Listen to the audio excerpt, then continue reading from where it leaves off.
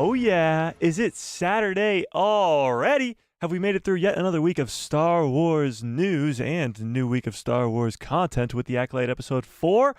Wow, do we have a lot to talk about today because episode 5 is coming up next week and it will finally give us the answer to what's going on in this forest, and I believe there will be this massive, huge twist that is coming next week that nobody is expecting to come because we've seen hints at this in the trailers that we've seen for this Acolyte show. So let's dive into all of it. What's up, guys? How's everybody doing on this fine Saturday afternoon?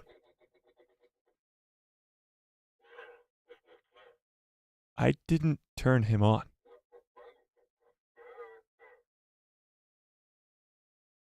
I think I need to move. So how's everybody doing on this fine Saturday afternoon? We got a lot to talk about today.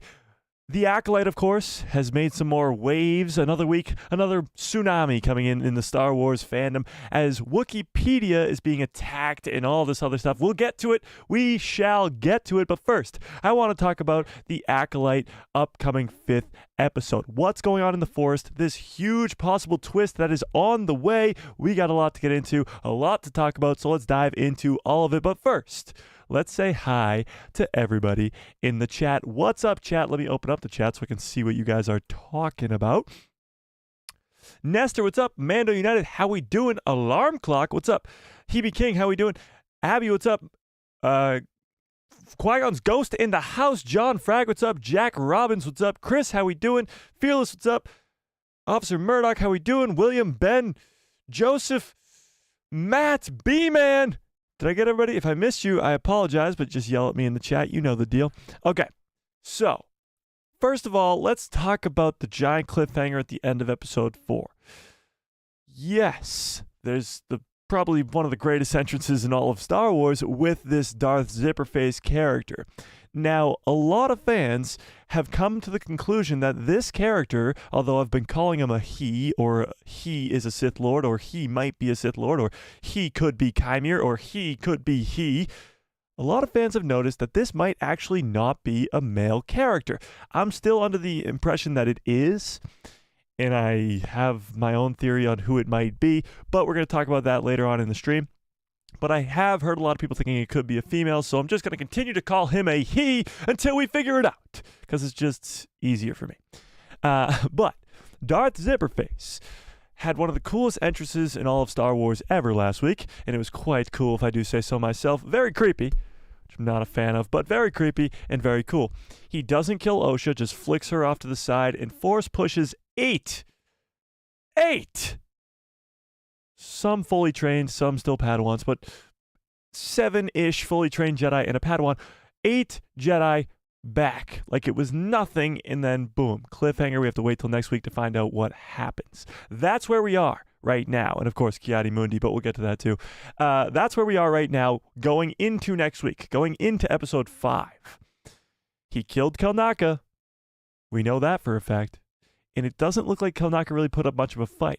I have heard a lot of fans complaining that we didn't get to see Kelnaka in action. We finally got a Jedi, Wookiee Jedi in live action, and we didn't get to see him actually wield a lightsaber or use the Force or do anything like that. And of course, you know, if you've been around this channel for a while, we've been breaking down these trailers quite a bit, and in the trailers we see Kelnaka in flashbacks on Brendok 16 years ago, wielding a lightsaber and the Force, so we are eventually going to get to see our Wookiee Jedi in action in a pretty cool lightsaber duel on Brendok, but that will be now in flashbacks and not in current day.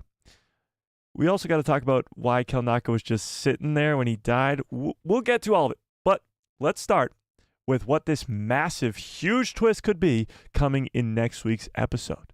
Now, we've talked about this a little bit on live streams, but the amount of trailers we've got for this Acolyte show is insane. And I'll show you guys what I'm talking about right here. If we go to Star Wars on YouTube and we take a look at all these trailers that we've received for the Acolyte show, there's a lot of them. So let's take a look at this. Boom, right there. Okay. So there's a lot of them. Boom, boom, boom, boom, boom. Boom, boom, boom, boom. Boom, boom, boom, boom, boom.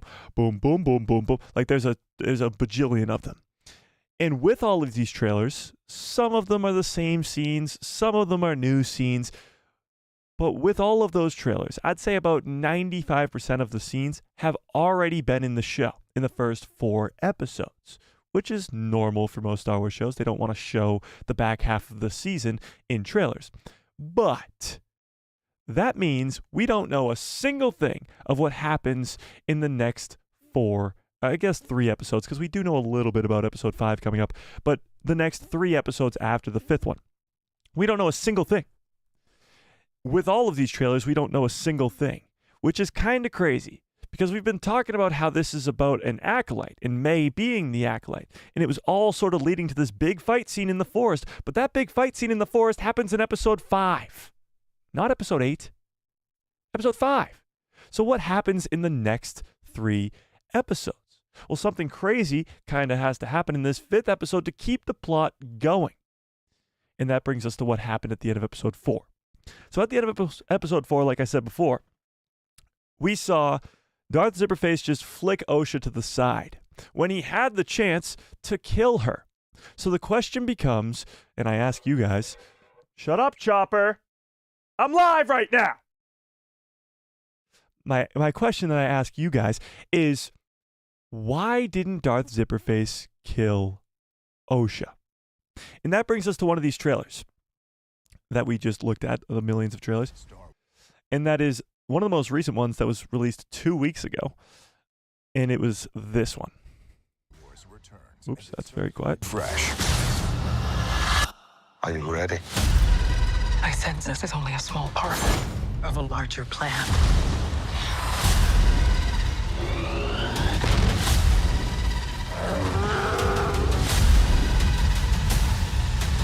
Pause right here.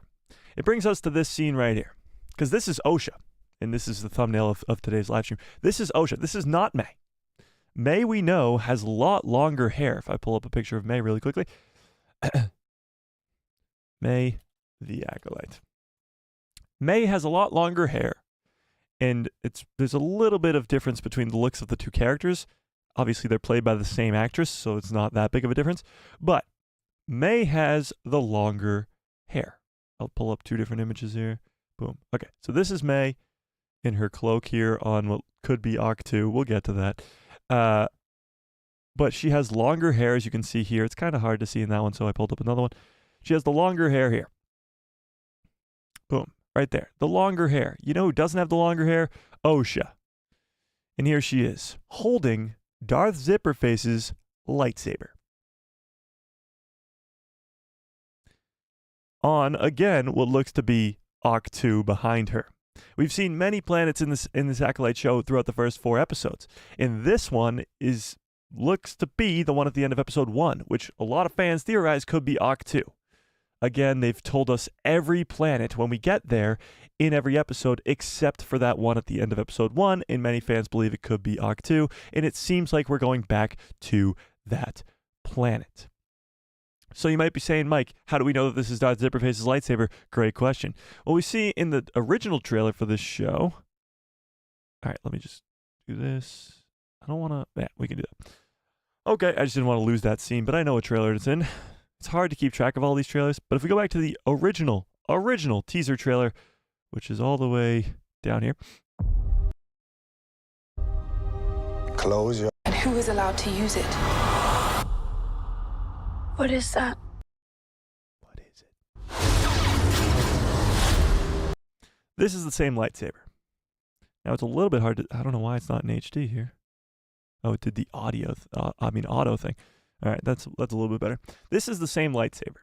We see it in a few other trailers in very, very brief scenes, but this is the same trailer. As you can tell, this looks to be a human hand, of course, but it also looks to be a white human hand. It's hard to tell. It is dark out, whatever, but it does look white. I think. I don't even know. It's hard, but this is the same lightsaber as what we're seeing here. Star Wars.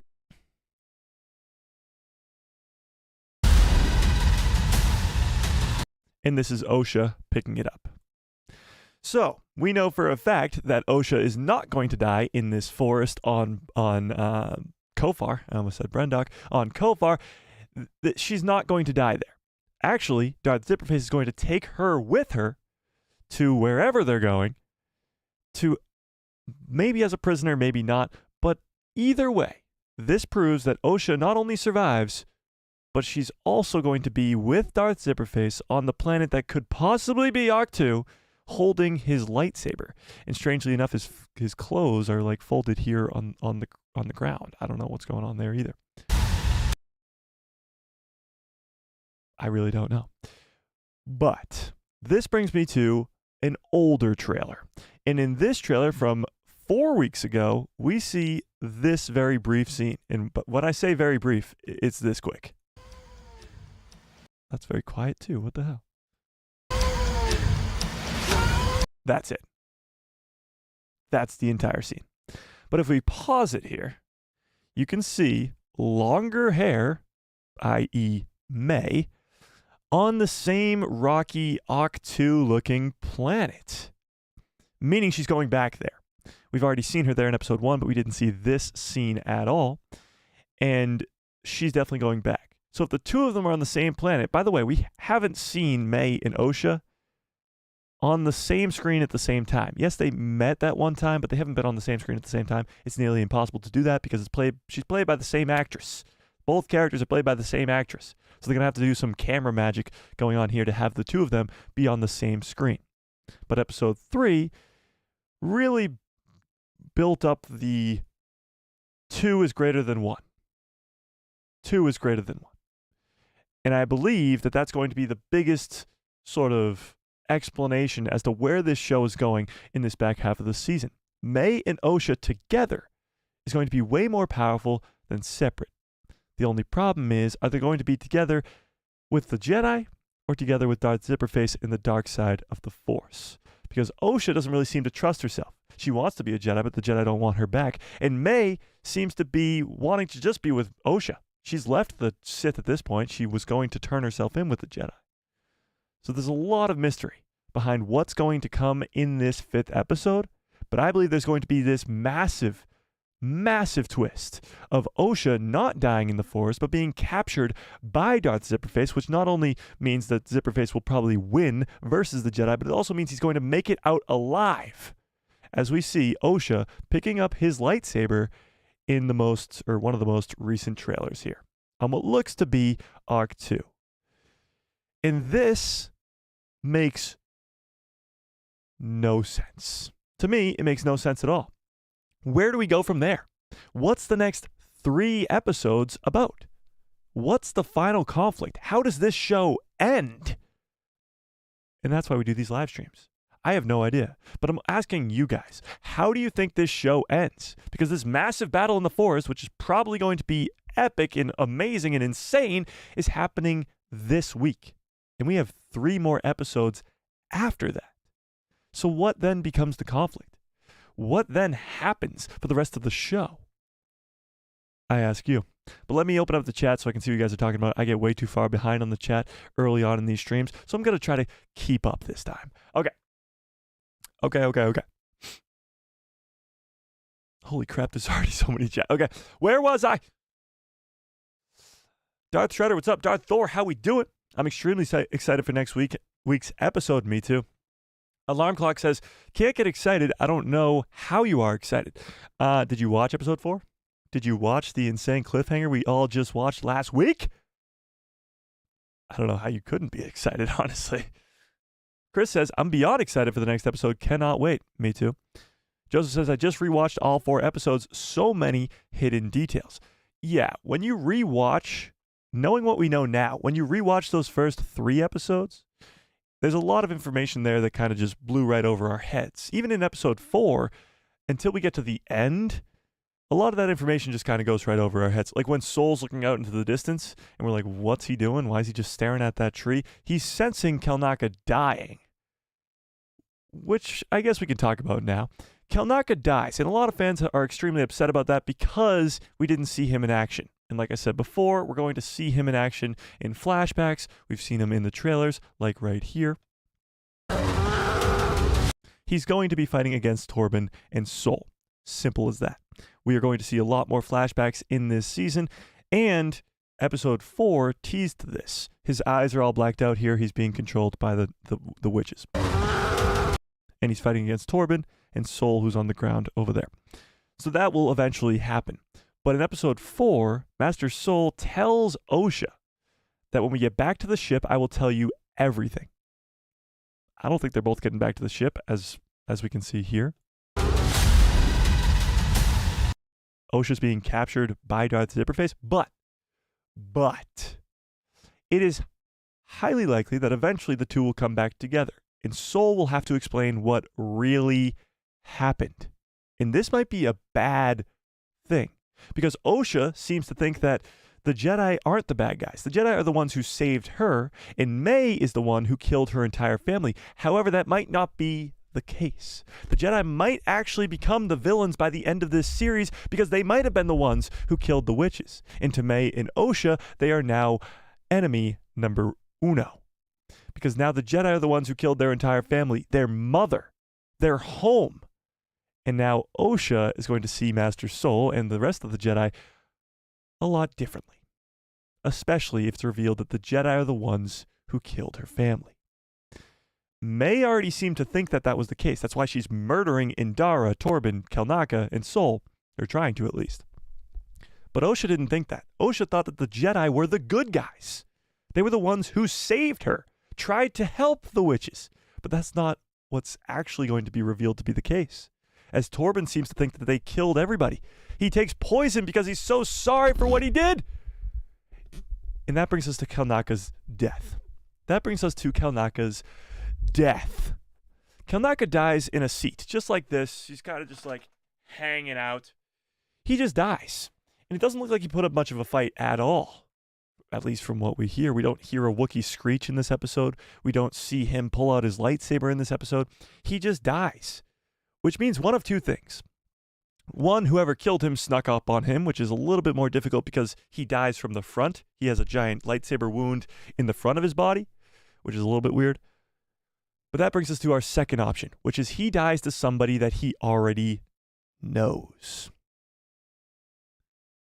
Which would mean Kelnaka knows who Darth Zipperface is. And I know, guys, this has gotten insane. But who would Kelnaka recognize, know, that he wouldn't expect would just kill him? Who? Let's hear it, chat. Let's hear it, chat. Who could it be? Who could it be? Indara. It might be Indara. Interesting. A Jedi.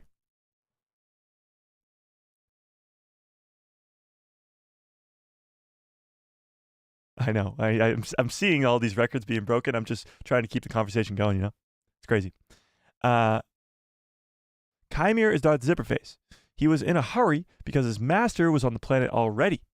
Kelnaka died by the actual master? You think the master is there too? It's Vanestra Rowe. Okay, so you guys are seeming to think that this could be a Jedi. Vanestra Rowe, Indara, somebody who Kelnaka would trust because they're a Jedi. And they turn on him. Interesting. I actually don't think that's what's going on here. I don't. I think it's possibly Chimere. It's Kiadi Mundi. No, I think it's possibly Chimere. And the reason that Chimere would know Kelnaka and Kelnaka would know Chimere is because they've met before. And this was very, very briefly teased in episode 4. Sorry, not episode 6. In episode 4, where Chimere and May are having a conversation right before they go into the woods. They have a conversation. Chimere says, oh, bounty hunters never go into this forest because they know they can't get out alive. But Chimere did. He found Kelnaka himself for the master, and he made it through this forest. Probably because he is Darth Zipperface, but we'll get to that in a second. So Chimere knows how to get through this forest. He's the one who found Kelnaka in the first place. But Kelnaka would never have thought that he's a villain. He could have gone up to Kelnaka and been like, what's up, my Wookiee brother? And then he would have shaken his hand, been like, ah! Like he could have just had a full-on conversation with Kelnaka, meaning he would know who Kymir is. Now, the issue with this becomes Kymir was hanging upside down on a tree, and he'd have to cut himself down and beat May to Kelnaka's house with enough time to kill Kelnaka and then change his outfit and jump into a tree so he can float down and look badass. Did Kymir have enough time to do so? Let me pull this up in the chat because we have the poll up for still liking the stream, and if you haven't liked the stream, what the hell are you waiting for? But let's put this poll up in the chat. Do you think Kymir is Darth Zipperface? Yes or no? Do you think that Kymir is Darth Zipperface? Let's hear it.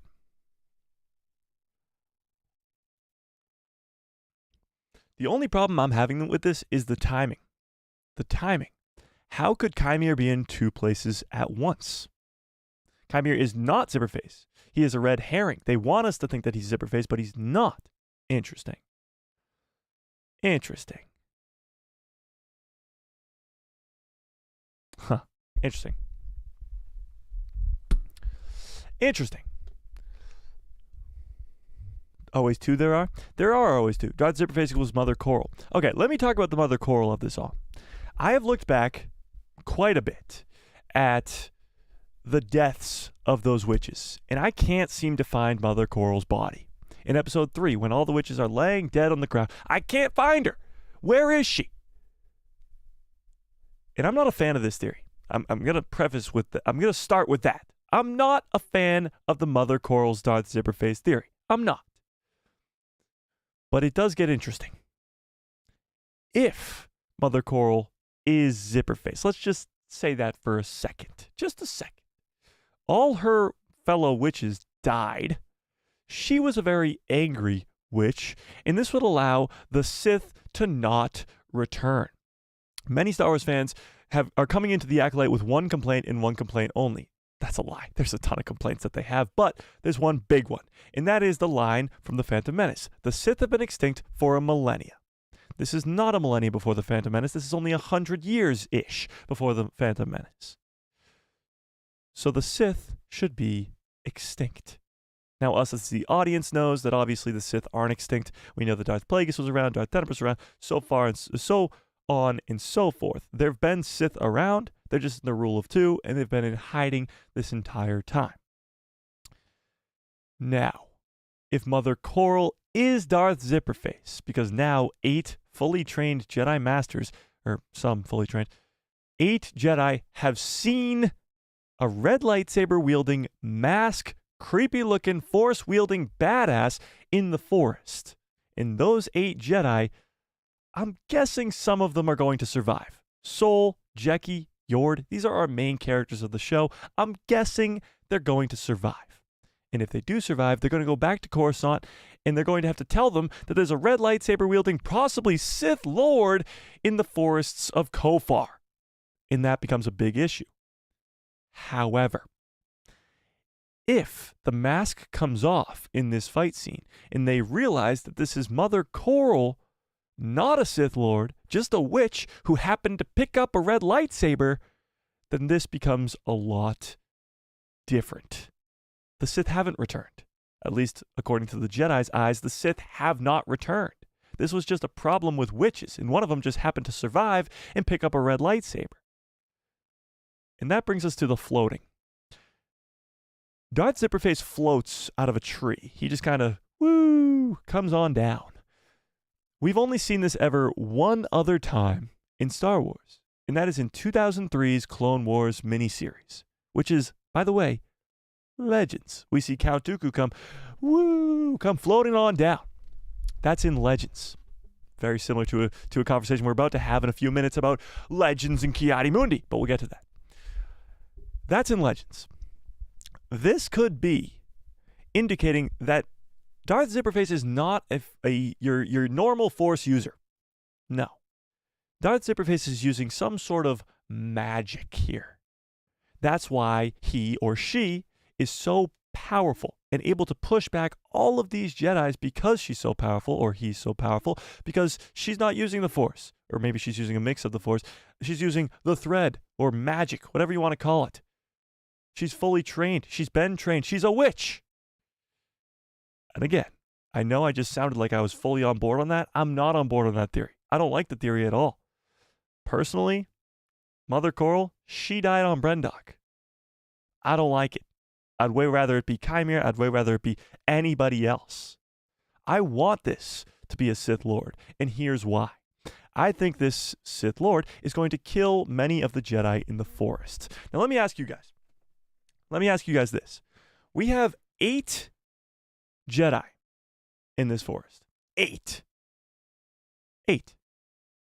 How many of those 8 Jedi do you think are going to die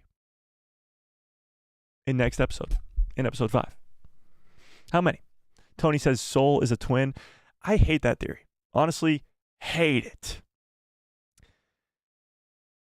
It would just be too many twins in this show, honestly. The twin thing is cool with Osha and May, but it doesn't really make sense for me to have Soul be a twin too.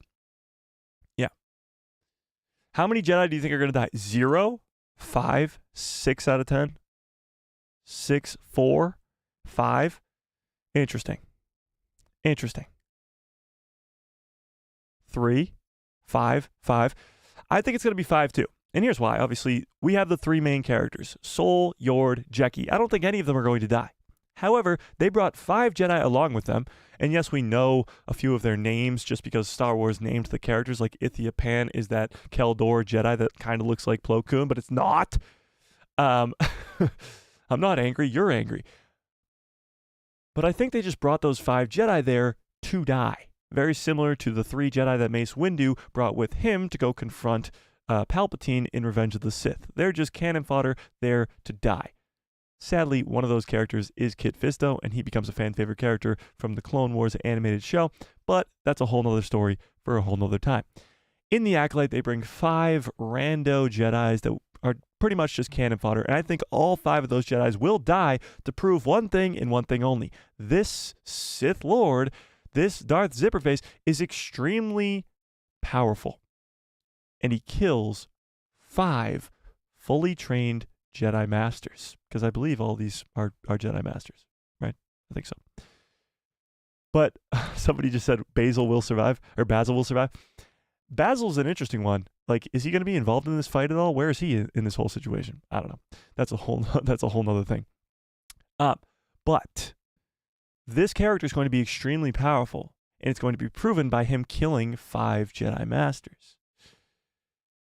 I think Sol, Jeki, Yord, I don't know how, but they will survive. I think we're going to see Zipperface escape with Osha in his custody, and that's how we end up with that scene from the trailer.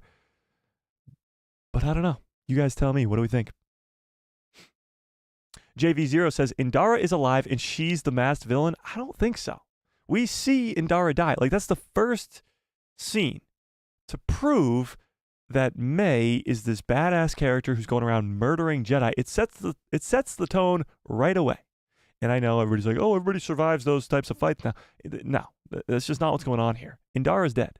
She's dead, gone, bye-bye. Maybe we'll get some more Indara in the flashback sequence where we see Kalnaka fighting against Torben and Sol. But that's a whole other thing. Indara, I think, is dead. I think they're going to do Darth Plagueis. I think they're going to do Darth Plagueis too, but I don't think the Jedi are going to see him. No. Thanks, Cole. I appreciate that. I am watching out of the corner of my eye. I am. Trying to keep it together. Plagueis is the big bad. All right. Let me ask you guys this then. The only 2 sort of possibilities in this current time period of the Acolyte show for being the master, like the actual master, not Darth Zipperface, but his master or her master, there's only 2 options, and that is Darth Tenebrous and Darth Plagueis. Tenebrous being Plagueis' master in Star Wars Legends, and Plagueis being Palpatine's master in Star Wars canon. Who do you guys think is the current master right now? Who is the big bad? We're 100 years before anything. Do you think that Plagueis was over 100 years old when he died in The Phantom Menace? What do we think? It's possible that it is Tenebrous, and this Zipperface character will just die, and then Plagueis will become the next apprentice for Tenebris. It's possible. It's possible. Plagueis will be mentioned in episode 8.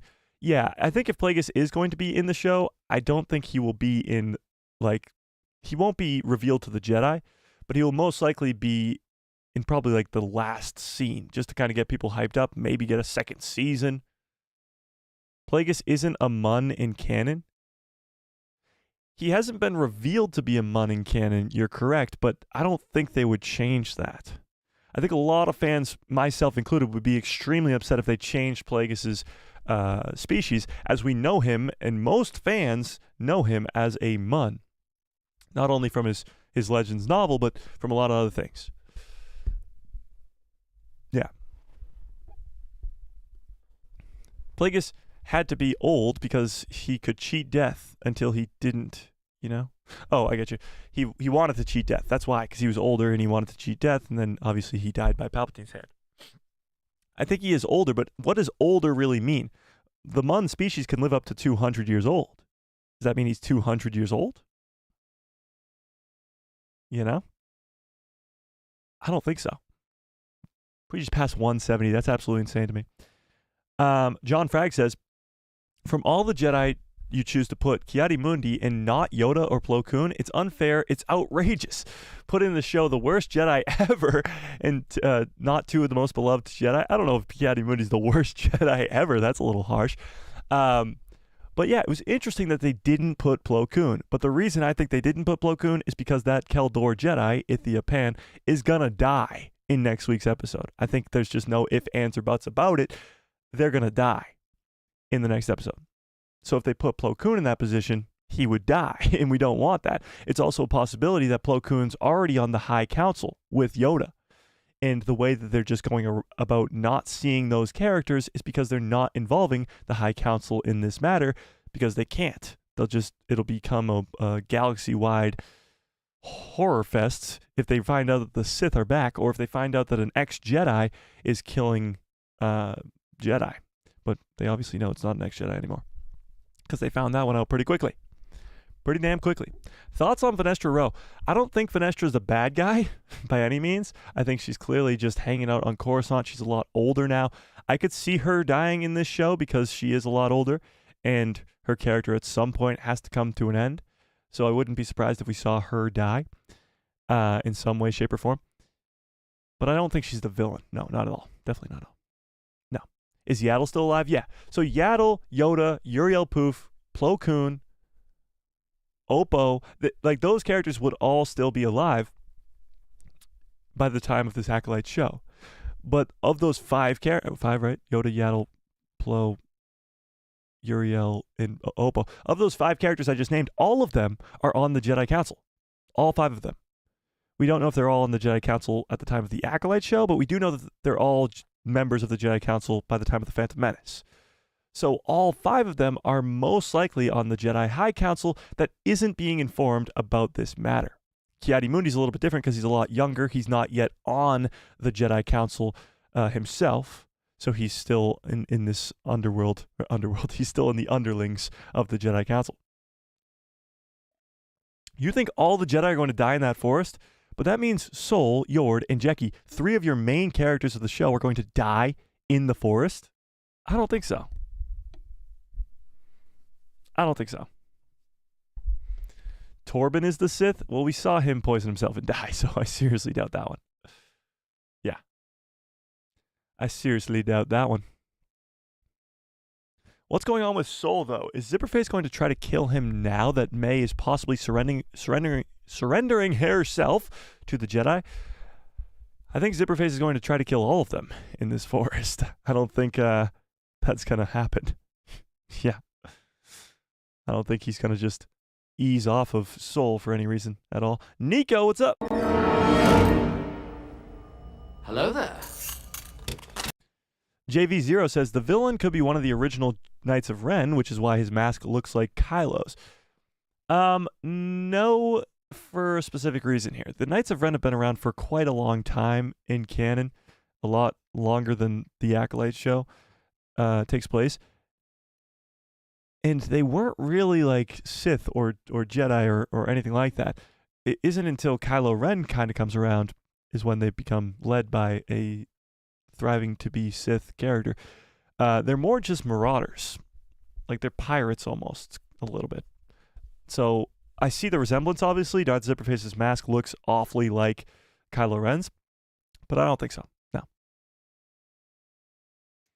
Prequel era Jedi, which doesn't in wait, what? What prequel era Jedi are not on the Jedi Council during the Acolyte show? I don't know if like Ki-Adi Mundi. That's about it as far as we know. It could be, but I don't know. Zipperface isn't there to kill Osha. I agree with you, Mike, but nice name, by the way. I agree with you, but I think he's actually there to take Osha. I think Darth Zipperface knows about Osha and May's past, how they are this sort of created beings from these witches for a specific reason, which we still don't know is yet. What we know is yet. That's not English. We don't know what that reason is yet, which will definitely be revealed in these next 4 episodes. But I think Zipperface knows about that. I don't know how. Maybe he's Mother Coral. I don't know. Maybe it's Kymir and he knows too. I really don't know.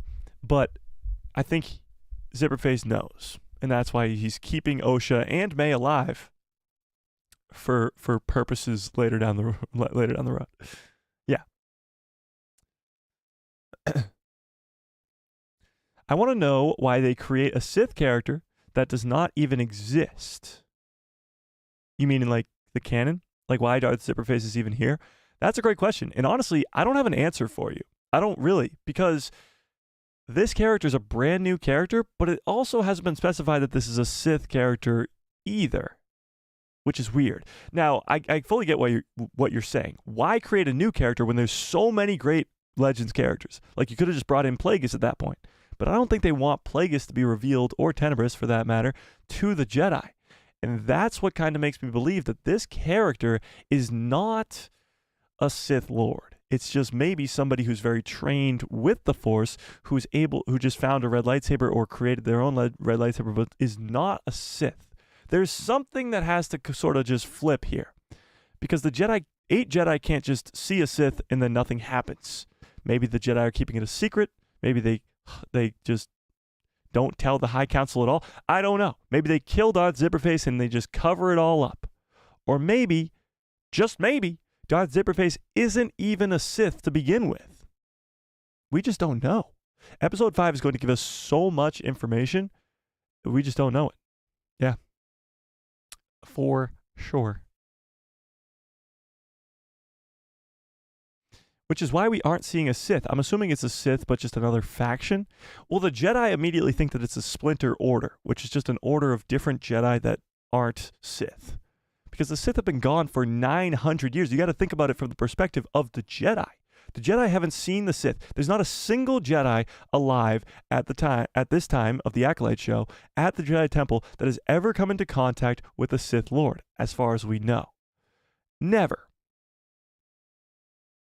That means they're never going to assume that a threat is the Sith. They've come across so many threats over the last 900 years, none of them being Sith. So even when there's a Force wielder, they assume witches, or they assume a splinter order, or they assume anything else before they assume Sith, because they've been gone for so long.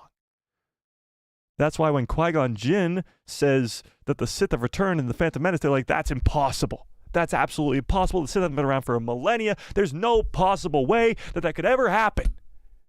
You're an idiot, Qui-Gon. You're an idiot. That's what they say to him. They look at him and they go, you're an idiot.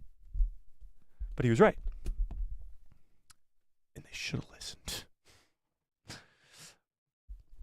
But that's why they don't believe him. Because it's been so long since the Sith have been around. And I don't know, I really don't know how they're going to play this out. But that's what's the most intriguing thing to me. How is this going to play out over the next 4 episodes? Because we don't just have 1 episode left. This fight is not the end of the show. We got 4 more episodes. And a lot of explanation has to be had. Zipperface and May will leave, if that. But we will see Plagueis' eyes at the end of episode 8. And it'll look like the Book of Sith. Yeah, so Hang on. Oh, never mind. I thought it... Oh, it's in this book, right? This is the Secrets of the Sith novel. I believe this is where we see Plagueis, right? Hang on. Hang on. I have one of these pages here.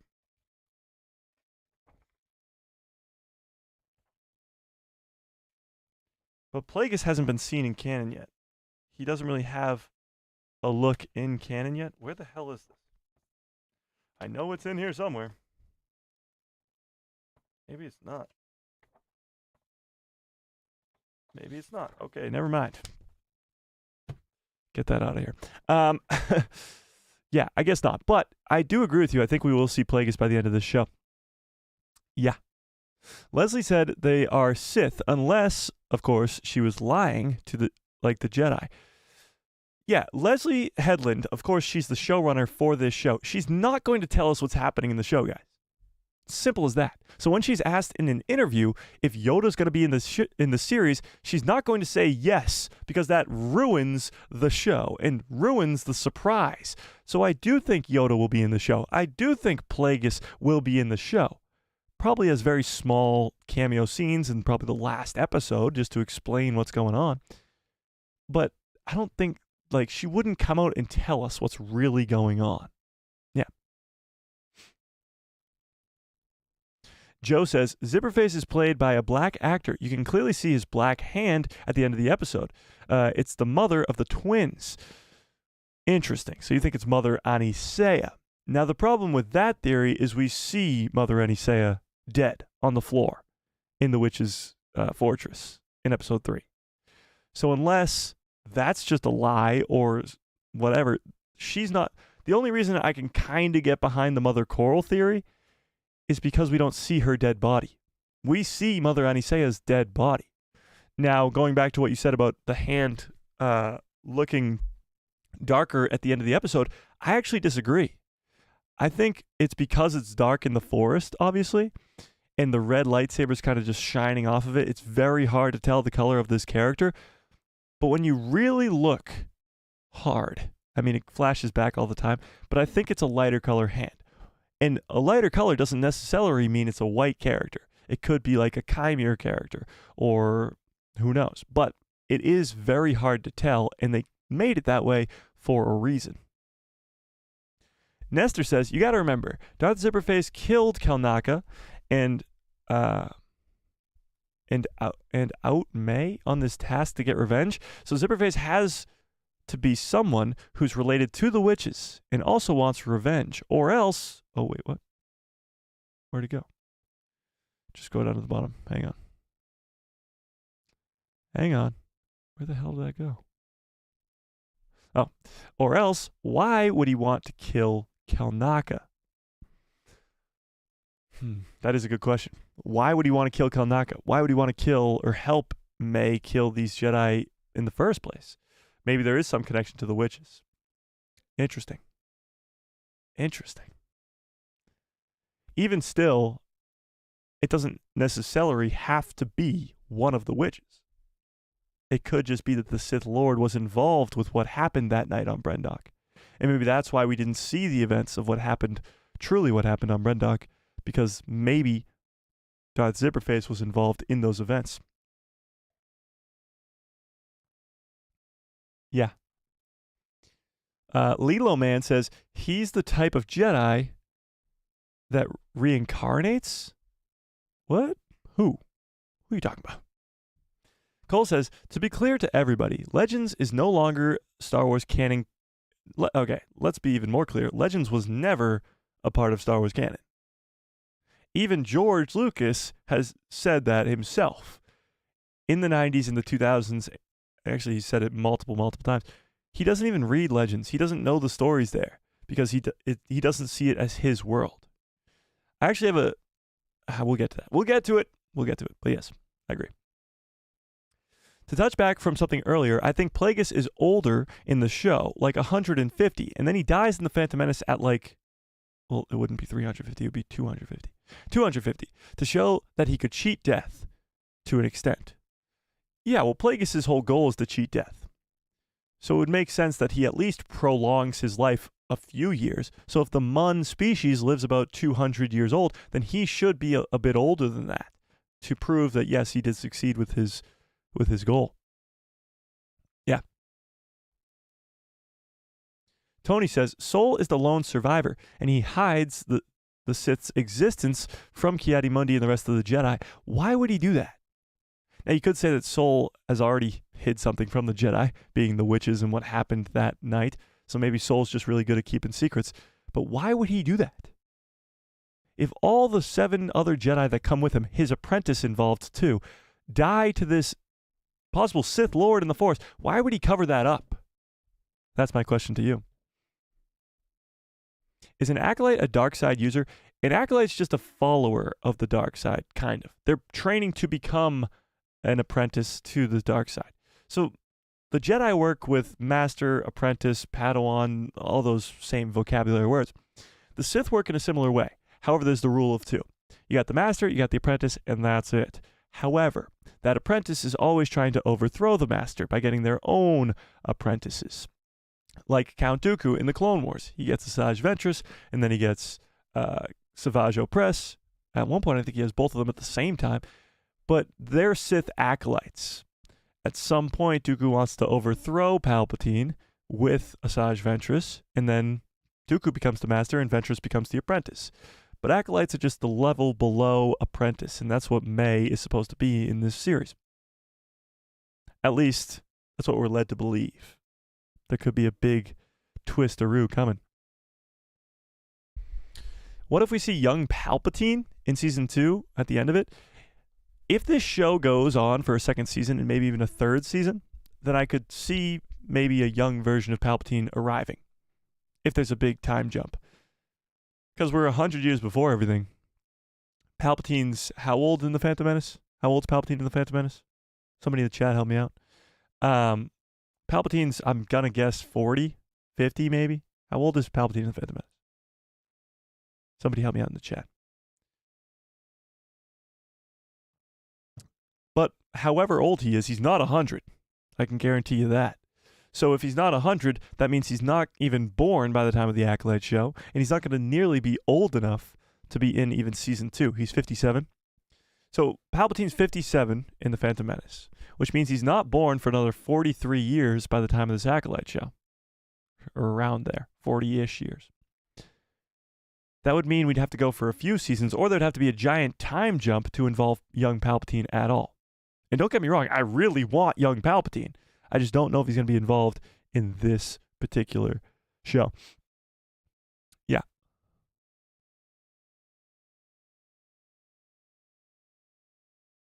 Maybe Zipperface is the Acolyte trying to become the apprentice and help overturn the real master. I don't think so. I really don't. I think this is the story of an apprentice and...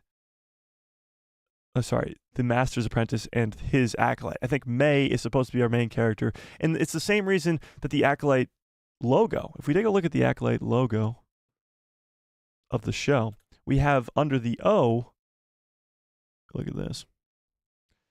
Under the O right here is some sort of eclipse or whatever. This is what we saw in episode 3 during the Ascension ceremony. This eclipse of the 2 suns or moons or whatever they are. One's blue, one's red, the light side, the dark side, blah, blah, blah. You get the gist. But that has something to do with May and Osha, not Darth Zipperface. So he wouldn't be he wouldn't be the Acolyte in this show. That wouldn't make sense. No. No, it would not. What if Mother Coral made some sort of deal with Sol to have twins? What? Oh, to save the twins. What? Why would she do that? And why would Sol make a deal with them? That would be crazy. That would be insane. Obi-Wan Kenobi is Darth Zipperface. Okay. We got a lot of mics in the chat. What's up, Mike? And other Mike? And other Mike? A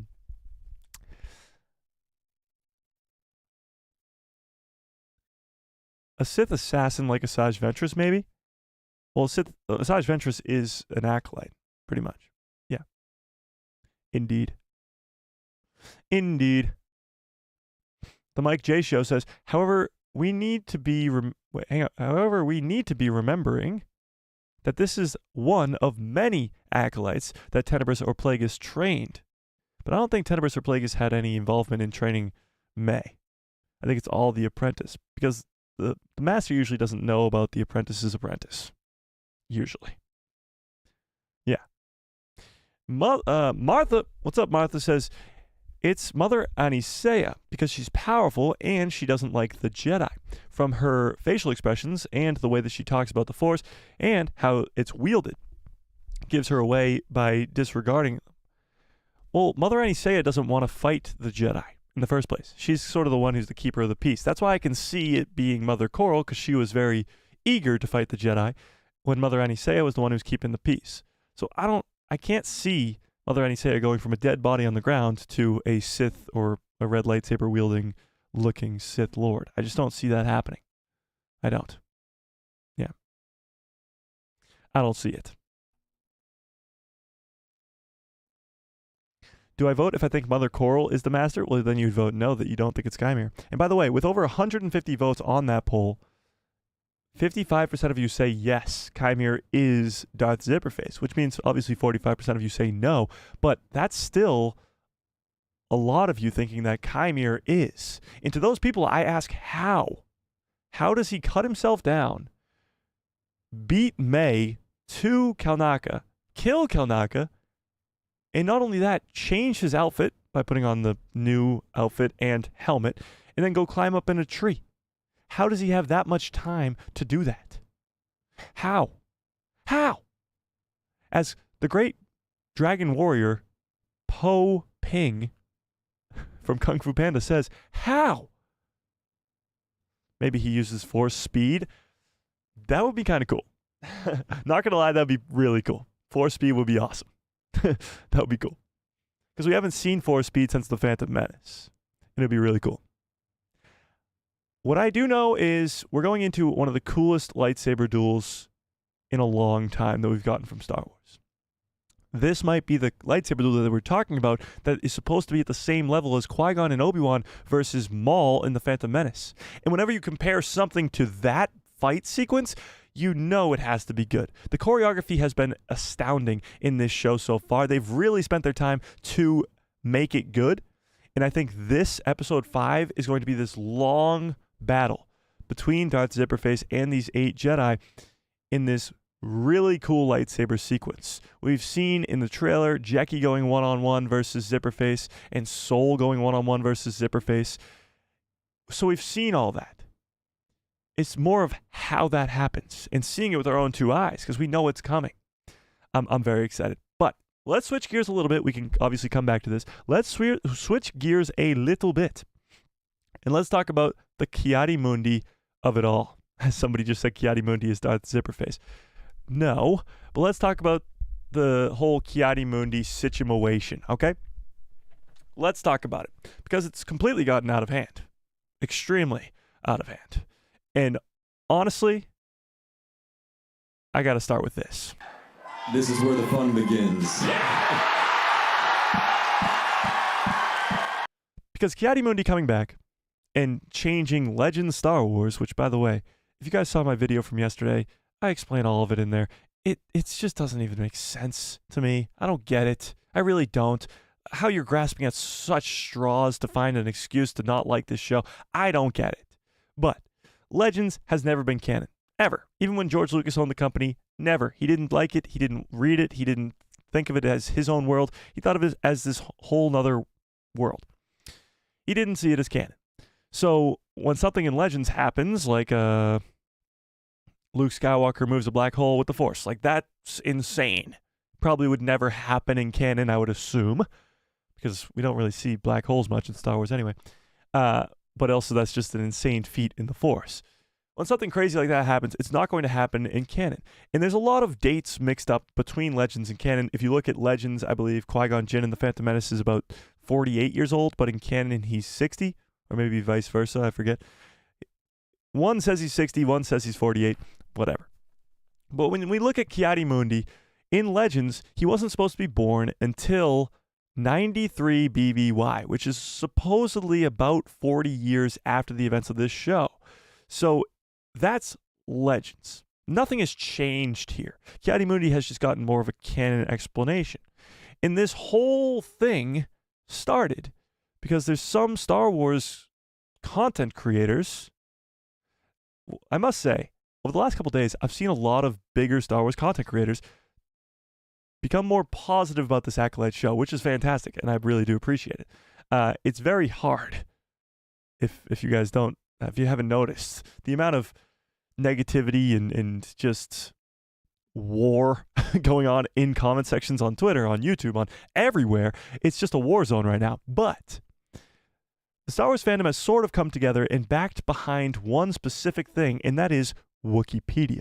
If you don't know what Wikipedia is, let's go take a look. Wikipedia is this website right here. This is Ki-Adi-Mundi's Wikipedia page.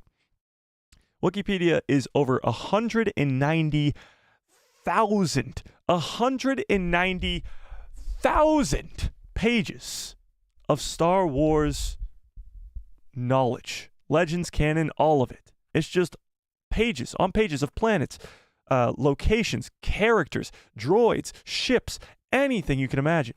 And it's all made by the fans. And guess what? It's updated all the time. Because characters get new information about said characters all the time. So when a new episode of The Acolyte comes out, they're going to update those characters. Probably 20 plus characters got an update because they made an appearance in The Acolyte episode 4. Or they got new knowledge about their character in episode 4. And this whole debacle started because people noticed that Wikipedia was editing Ki-Adi-Mundi's canon profile right after the episode aired.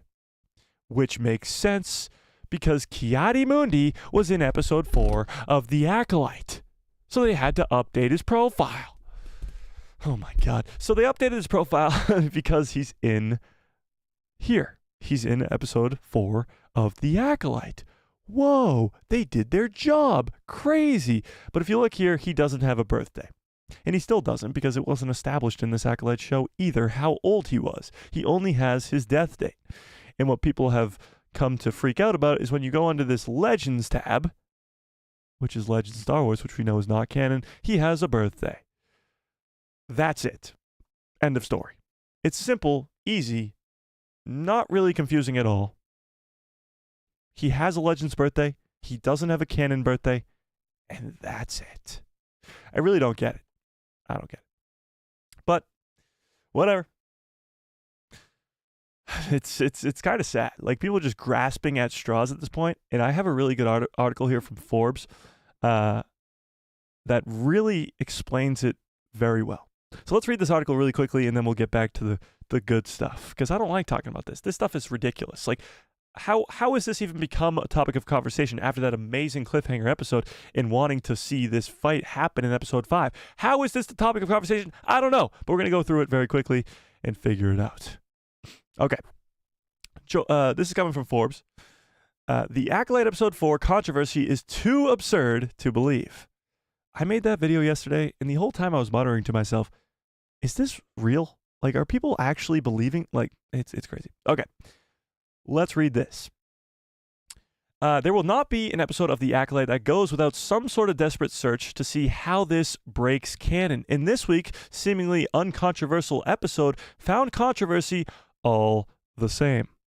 It's almost, I almost couldn't believe that I heard some fans complaining about this week, which is this appearance of Ki-Adi-Mundi, the member of the Jedi Council seen in the prequel trilogy who says the Sith have been extinct for a millennium. I believe that's incorrect, but yes.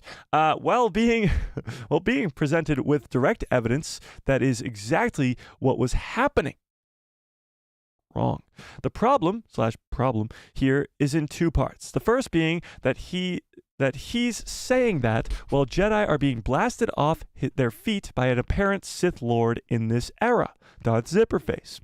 Except no one ever said that this was a Sith or confirmed that this is a Sith Lord. Zipperface has never been confirmed to be a Sith Lord. Just a red lightsaber wielding, creepy looking masked person.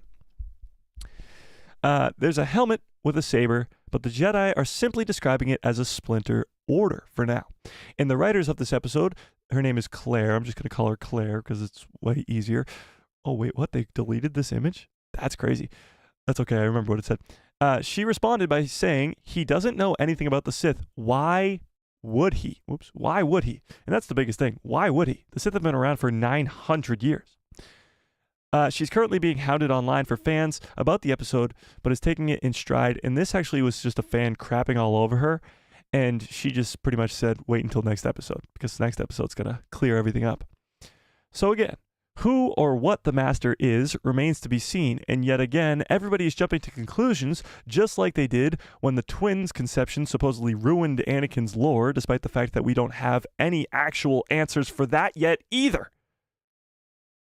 Talk about jumping to conclusions.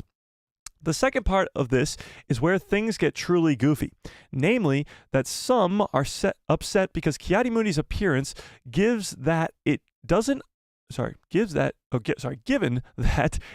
align with his previously established age or possibly the lifespan of his species.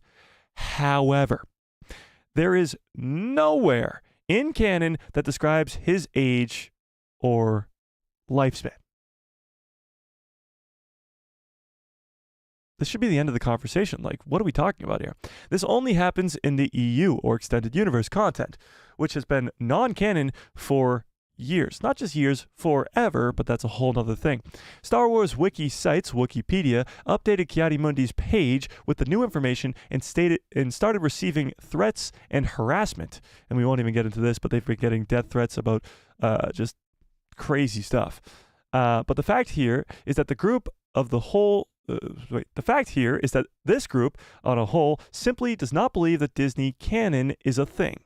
And that seems to be a thing that's just been going around. Some people just don't believe that Disney Star Wars, is canon. And that's perfectly okay. It's just not the case. They will say that the EU content is more canon than Disney content at this point, which is why it takes priority in this situation like this. Choosing to live in a bubble world where none of this is real, of course, this is extra ridiculous in that this has happened many times before, like Qui-Gon Jinn dying at the age of 60 in The Phantom Menace, but in the EU, but in canon, he was actually 48. They also changed Cassian Andor's age from canon recently. This was because of the Andor show and how Cassian Andor looks. Obviously, now the actor's older, playing a younger version. There are discrepancies like this all over the place, many of which were created by George Lucas himself. But they wouldn't like to see you say that. Where was I? Oh, essentially, the retconner in chief, nice, I like that. He said many times that he believes the EU, or Extended Universe, or Legends, was an entirely separate universe from his own. This is what he said, George Lucas, and I quote, "I do not read that stuff. I haven't read any of the novels. I don't know anything about that world. It's a different world than my world." Simple as that. I said before that the Acolyte being review bombed on Rotten Tomatoes to an all-time low score is embarrassing. Let them bombard that. All of this is embarrassing. Absolutely. Wait, what? Sorry. I can't read English today. All of this is embarrassing, and this is the most unhinged I've seen the toxic side of the Star Wars fandom be since probably The Last Jedi, which we know. And by the end, this may be worse than that. Things are long past inexcusable with this kind of behavior, and it needs to stop, but it won't. So let's talk about it. Let's talk about the giant elephant in the room, and that is this side of the Star Wars fandom. It's insane. It's always been there. It's always been there. Always. Since the original trilogy, it's been there. Just a minority in the Star Wars fandom yelling louder than everybody else. Looking with every single project from The Mandalorian to the prequel trilogy to this show itself. Looking for anything they can latch their teeth into and call bullshit. And that's what it is. It's bullshit. This entire situation is. Ki-Adi-Mundi doesn't have a canon birthday. He never did. And now he shows up in the Acolyte show. Who cares? It's sad. It's honestly just sad. And it's really sad just what level people will go to put this show down.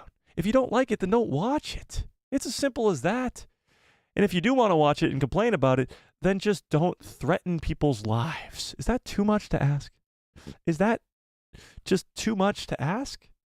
Because if it is, we've lost it. We've really lost our minds. And I said that many times in my video from yesterday. I think people have truly lost their minds. That's my take on it. I honestly think people have lost their minds. And it's sad. It's really sad to see. But for the people who are enjoying this show and you're here, I appreciate you. I'm enjoying the show too. Again, I said this yesterday. I said this the day before. The next 4 episodes could suck. And I'm going to sit here and tell you they suck. Or they could be amazing. And I'm going to sit here and tell you they're amazing. But that's all my own personal opinion. That's how I believe the show is going to be. The only difference between me and Joe Schmo over there is I sit here and talk about Star Wars live for some reason or another. And you guys so awesomely listen to me talk about Star Wars live for some reason or another. But we all have our own opinions.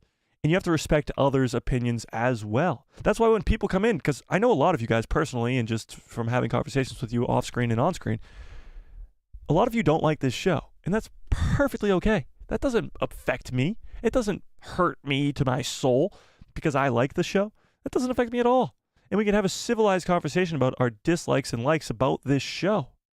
Not to the point where we're screaming and yelling at each other and calling each other stupid. Because I can guarantee you this, and I said this on Thursday's stream too. If you came in here and didn't like the Acolyte show, if you came and clicked on this stream and you were like, I don't like the Acolyte show, or if you clicked on this stream and you said, I do like the Acolyte show, by the end of the stream, your opinion on this Acolyte show will have not changed. Not one bit. You're going to walk off this stream still saying that this show is not good or this show is good. I'm not going to change that opinion. That's not what I'm here to do. I'm here to celebrate this show, have fun speculating, have fun predicting, and have fun breaking it all down. That's what we're here for, to have fun with Star Wars. We love Star Wars, and we're here to have fun with it. I'm not here to change your opinion, and don't let anybody change your opinion, because it's your opinion. So that's my take on all this. How's everybody else doing today? Yeah? Good day? Good day? Good day? I'm just sick and tired of having these conversations. I want to just be hyped up about the show because it's hype. We had an incredible cliffhanger, one of the best entrances of any character in Star Wars ever last week. And we have to sit here and talk about how stupid people are, how insane and embarrassing this is to be a part of this craziness that is called the Star Wars fandom, in quotations. It's not. It's really not. But with that being said, what do we think, chat? What do we think? Is Chimere Darth Zipperface? Let's end this poll, and we're going to start up a new one. We're going to start up a new one because I want to switch this whole conversation around a little bit. I want to switch it around. So let's see where you guys are at with this poll. Wow. 54%, the math is not mathing, but over 180 votes, 54% of you guys believe that Darth Zipperface is Chimere. It is. I don't know. I'm making a full-on video about this that will come out tomorrow. Probably tomorrow, if not Monday, but hopefully tomorrow. And this whole video is talking about who this Darth Zipperface is. Could be Chimere, could be Coral, or it could be somebody else. But let's switch our gears back to where we were at before, okay? Let's talk about it now. Let's talk about this.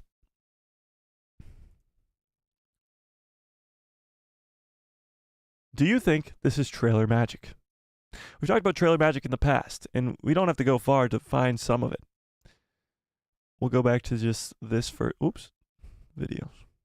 We'll go back to this first sort of official trailer here. Last night.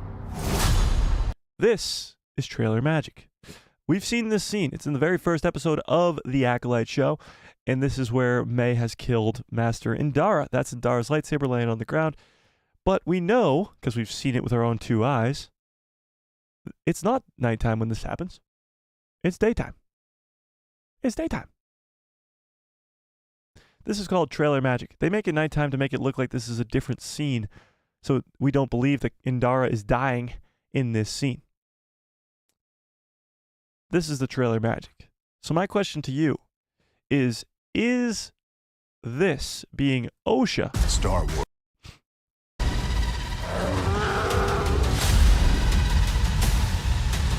just trailer magic?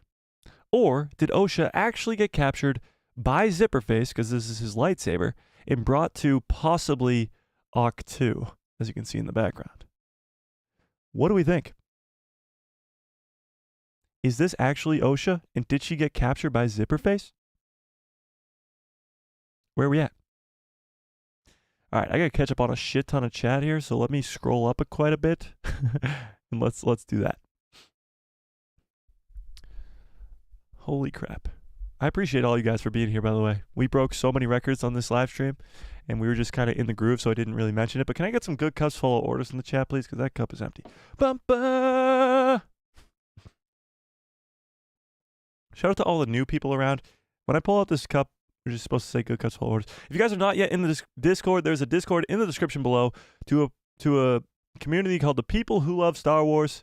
It's a very cool Discord. Go join it. It's a lot of fun. Go join it. And if you're not yet a member, we have a giveaway next week. I believe a week from today, actually. Yeah, we got a giveaway a week from today. So if you're not a member, you get instant access to that giveaway next week and instant access to some other cool stuff like a members only portion of the Discord, and you get that cool badge next to your name like you see from some other people. And it's only 99 cents at the lowest tier, so think about becoming a member. I appreciate it. Okay. And super chats, we have this deal for people who are new around here. Super chats, if you send in a super chat and you want me to do an impression of a Star Wars character, only Star Wars characters, I will do the impression. I'm not good at impressions, but they're sometimes funny to watch me fail at impressions. Okay, where was I? I hope everyone knows what Wikipedia is. Yeah, you'd be surprised. Yeah. The globe is a fantasy. Why so serious? Why so serious is probably the greatest quote of the day right there. From what? With a question mark. I love the name. But why so serious? Why are we taking ourselves so seriously when it comes to something that is Star Wars? Something that is supposed to take us out of our real world. It's an escape from all the anxieties and depression of the real world. We're supposed to escape to a galaxy far, far away to enjoy ourselves. And it's just become so crazy. The hate is disappointing. It is disappointing. It's very disappointing. And I get not liking the show. I like the show, but I get not liking a show. I understand that. I like Ahsoka a lot more than a lot of other people do. I dislike certain shows more than other people like them. I get not being on the same page as somebody. But to go around just crapping on them for liking something is just insane to me. It doesn't make sense. It really doesn't. Not to me at all. I see even worse negativity comments on the 40K, Warhammer 40K side of the fandom. It's the exact same.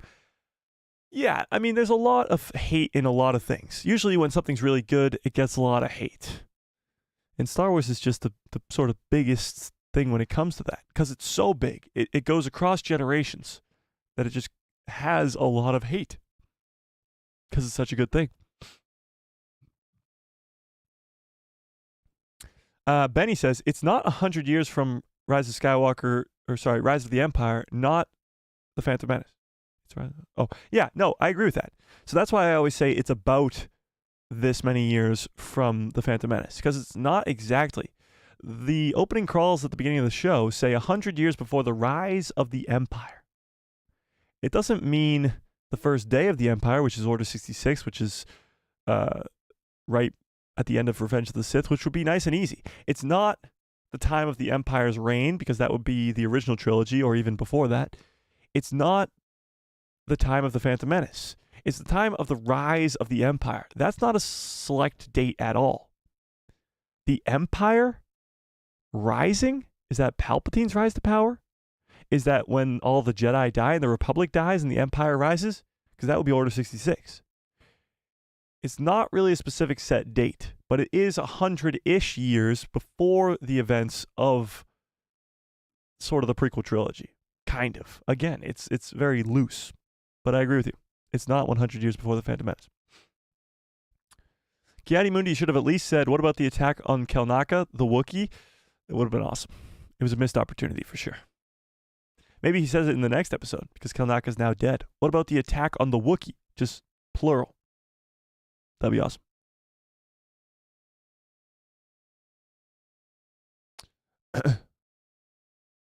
Josh B says, I think the fact that they changed the character's birthday on Wikipedia while the episode was airing is a dead giveaway that they don't know what they're doing. The prequels are canon. Okay, but that's not what happened.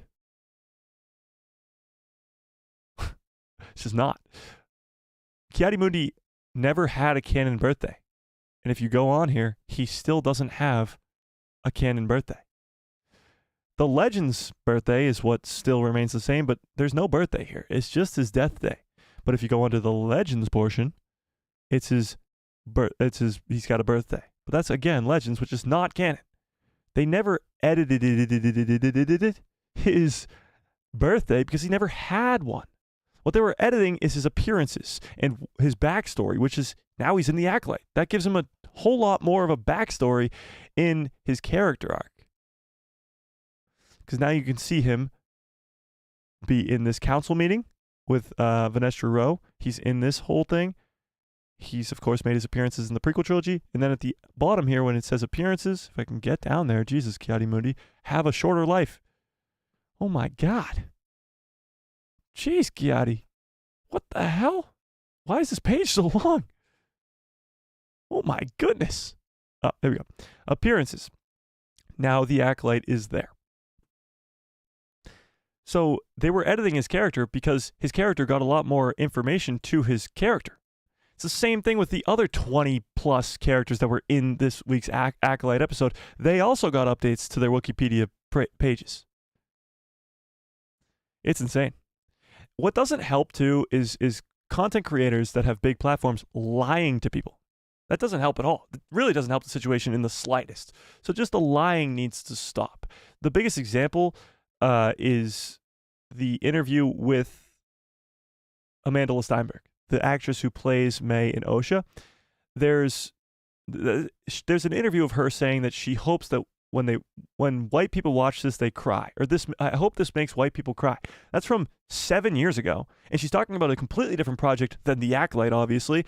And it's a very important issue that she's talking about at the time. She's not talking about The Acolyte. But these people with big platforms will make you believe that she's talking about The Acolyte. And it's lying to the fandom, which needs to stop. It just needs to stop. Because no, they weren't going in there changing Ki-Adi-Mundi's birthday. They didn't. That's not what happened. They changed his profile because guess what? His profile changed. He made an appearance in the Acolyte show. So the lying just has got to go completely. Yeah.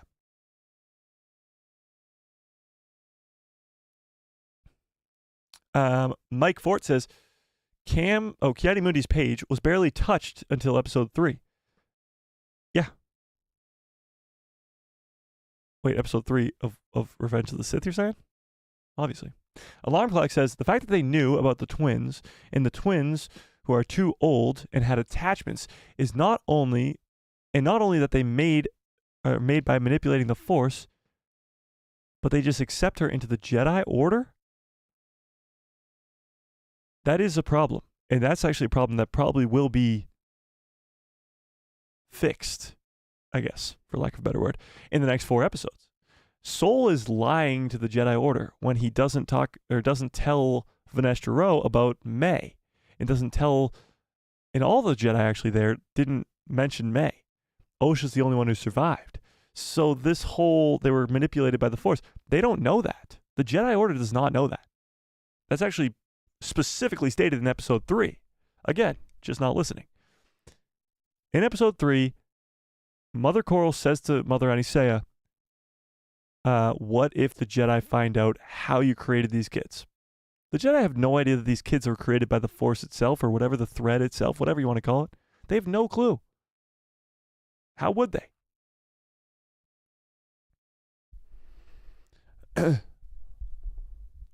The question is, did they know about the birth of the twins? And if they did, then why is it so hard accepting Anakin? Well, they didn't know about the birth of the twins. That was what was established in episode 3. Wikipedia did their jobs. All the idiots are mad at them. It's just sad. Yeah, they did their job. We are now having death threats sent to people for doing their job. Not only is Wikipedia completely free, and anybody right now could go click on any of the 190,000 plus pages to learn about Star Wars, but it's fan run by just fans who just want to go help Star Wars and help it be a easy, accessible place. It's insane. They're literally getting crap for doing their job.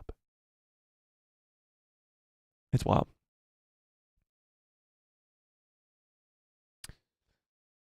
What about the attack on Wikipedia? There you go. Now you're talking, Tony.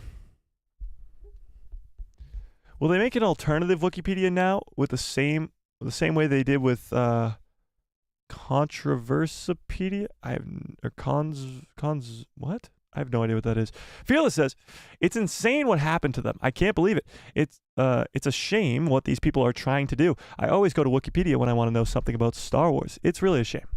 It's embarrassing to be a Star Wars fan at this moment. Like, because in association, I'm associated with these people. Just because I'm a Star Wars fan. Same with all of us. We're all Star Wars fans here. We're in association with this portion of the fandom that is doing these things. And it's sad. It's embarrassing. It's just wrong on all levels. It's crazy. It's crazy. Fun fact, George Lucas knows that the Earth is flat, and he actually said the public is stupid. George Lucas knows the Earth is flat? What are you talking about? I'm just happy for any Star Wars content that we get, and I just sit back and relax. Well, that's a good way to look at it. Yeah. Adam says, it's smart not to have a birthday because it might change his timeline again in the future. Well, it's not that he doesn't have a birthday. It's that a birthday hasn't been established for his character in the canon of Star Wars. So until there is one, then they can give him one. But there isn't one. You know?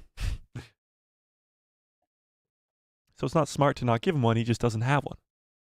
Douglas says, I'm saying they should have understood Star Wars establishment. Creating their own stories, do that, but don't contradict changing everything that isn't George Lucas's versions. Don't drastically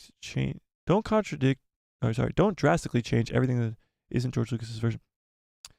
But what isn't George Lucas's version isn't Star Wars. We're talking about Extended Universe, EU. These are fanfics. To an extent. They were fanfics. Darth Shredder says, the haters only care about Legends when it supports their hate. When Legends works against them, it's not canon. Yes.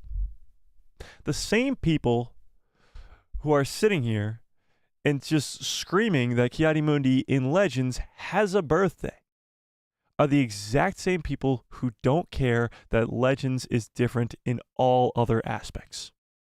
In the slightest. That's a very good point, Darth Shredder. I must say. Mangus Alexander, what's up, Alexander, says, George said that Legends wasn't his world, but all the authors had to get George's approval before publishing their books. Like when Salvatore wanted to kill off Luke Skywalker in Vector Prime, and George Lucas said no, so he killed off Chewie instead. Yes, that is true. In the 90s, I believe, I don't know when it stopped, but at some point, yes, you are correct. All the stuff from Legends had to be run by George Lucas. And it was more so the ideas of what was in the books, because George Lucas didn't read the novels. But those ideas had to be run by George Lucas, because if they did something insane, like kill off Luke Skywalker in some sort of way, and George Lucas had planned on killing off Luke Skywalker in some sort of way, they didn't want them to ruin that or take his ideas, so to speak. That's why it had to go through him first. In the prequel books, it is established that he has a lifespan, and that is less than a human one, and that is why he is able to have multiple wives. Now, he's able to have multiple wives because of his species. Yeah. He's one of very few Jedi. It's very similar to what's going on with Yoda and Yaddle, probably. That's how Grogu is created. Or at least, that's, again, speculation. Yeah. Darkseid says, I don't like Forbes, LOL. Why not? Ray says, there was a birthday in canon the night it aired and was changed right after. You are right. Not very important, but it happened. No, there wasn't. We did this before the live stream. There was not. We did this on the live stream before this episode aired. He did not have a birthday. It was Legends. And it still remains Legends. Indeed. Mike J. Show says, hey, buddy, I would love to jump on a Star Wars theory talk with you. Let me know if you're interested. Oh, I'm always interested. I always love a good Star Wars talk. Go join the Discord and hit me up. Mike says, Ki-Adi-Mundi lying about the council goes hand in hand with LH trying to make the Jedi evil. LH. Oh, Leslie Headland. Kind of. So, Ki-Adi-Mundi lying to the council. He's not lying to the council. Ki-Adi-Mundi has no idea that the Sith have returned or the Sith are back. He has no clue. He's not in the Force with them. He doesn't see the red lightsaber. He thinks it's a splinter order, and he has no reason to believe that the Sith have returned. But making the Jedi evil is more of a perspective thing. This is the Acolyte show. This is from the perspective of the Acolyte, from the Sith, from May. And from May's perspective, again, we haven't seen what happened on Brendok 16 years ago yet, and we probably won't for a few episodes. But whatever happens there, from May's perspective, the Jedi are the ones who killed her family. The Jedi are the ones who are the bad guys, and that's why she's murdering them in the first 2 episodes, or all the episodes. Trying to, at least. So from the perspective of the Acolyte, the Jedi are evil. It's more of a perspective-based show. Yeah. Indeed. Alex, what's up? I mean, technically the Sith are a splinter order. I mean, technically, yeah. Pam, what's up?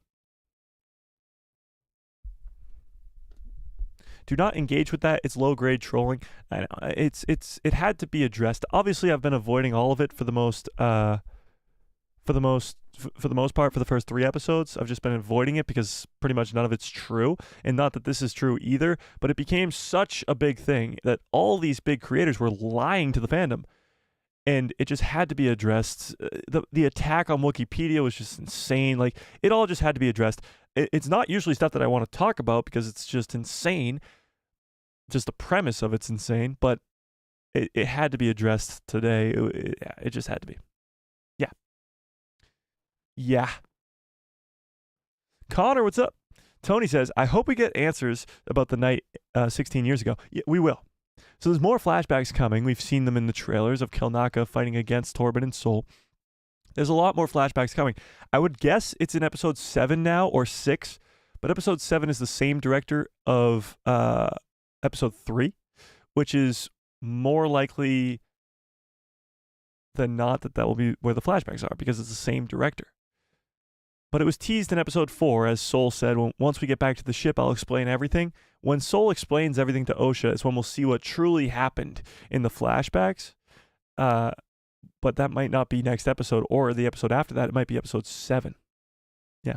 But we'll definitely be getting more of what happened that night for sure. Why do people complain about Anakin's birth? People need to remember that was 100 years prior. And yes, Anakin was born the chosen one, but that doesn't mean that he's the only chosen one ever. The chosen one prophecy is a little difficult to even talk about. The chosen one prophecy is a thing created by the Jedi to bring balance to the Force, so to speak. So at the time of the chosen one becoming a thing, which is the Phantom Menace, they're at a time, or at the end of a time, of 1,000 years of peace from the Sith. It's a time of peace of the Phantom Menace until Darth Maul comes along. So why would the chosen one be created to bring balance if there is no balance to be brought? Now, Anakin, of course, turns to the dark side, murders countless Jedi, and that's not really the chosen one prophecy the way that the Jedi wanted it to go. We'll put it that way. So Anakin being created by the Force itself, which again isn't technically canon, his birth is a mystery. I believe he was created by the Force itself. Maybe to combat Plagueis and Palpatine creating a dark side being, maybe not. I believe that he's created by the Force itself. It's my head canon. He's created by the Force himself at a time of peace, but it's almost like the Force knew that Palpatine was coming. But if you were to say that, then you'd be like, well, then wouldn't he save the Jedi Order from Palpatine? And he eventually does in Return of the Jedi, but he also becomes a Sith Lord and attacks the galaxy and the Jedi for 22 years. So the Chosen One prophecy is kind of a whole ridiculous thing. That doesn't really make sense at all either. Dark Sky says, so what? The point is that George Lucas didn't always make a good decision. Star Wars has a lot of products for everybody. Oh, yeah, 100%. Andor is almost the perfect example of that. Andor, I personally like quite a bit. A lot of fans see it in two sort of lights. Andor has no Force, no lightsabers, none of that. None of those mystical aspects of the Star Wars universe. But it has incredible writing, and it's more of the ground level Star Wars that kind of feels like the original trilogy if you take out the Force and the Jedi. So Andor, although it's really, really good, a lot of fans don't like it at all because it doesn't have those aspects that make Star Wars, which is the Force and the mysticism of it all and lightsabers and all that stuff. But I agree with you. There's a lot of products for everybody. Star Wars is a world where you have shows from Mando, which is very dark and probably not for kids to watch, to Young Jedi Adventures or Resistance that are more geared towards the younger crowd. It's really for everybody.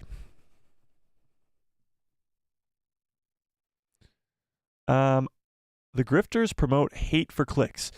Yes, I mean, there's a lot of people online who make a lot of money off of just grifters or grifting, whatever you want to call it, and just by spreading negativity to get more clicks. And clearly it works. Clearly it works quite a bit, as a lot of people are making a lot of money online off of doing just that, spreading hate. And it's sad. It's really sad that that's the way that this whole thing works, but it works. And it sounds like stupid of me to say, but if I wanted a lot more subscribers, I would hate on Star Wars. It's as simple as that. But I don't want to be like, I don't want to live a life of negativity and just horribleness. The reason we created this channel in the first place was to spread positivity and talk about Star Wars in a civilized manner with a bunch of people who love Star Wars. That's why it's called The People Who Love Star Wars. That's why it's called A Guy Who Loves Star Wars. That's the whole gist of creating this thing. If I wanted more followers, I could hate and hate and hate on Star Wars day after day, and the money would just pile on in. Because that's sadly the world we live in, where grifting and hating is what gets clicks. It's what gets attention, because people love to argue. I don't know what it is about the human species, but we love to argue and complain and hate. It's sad, but it's the truth. Yeah. Indeed.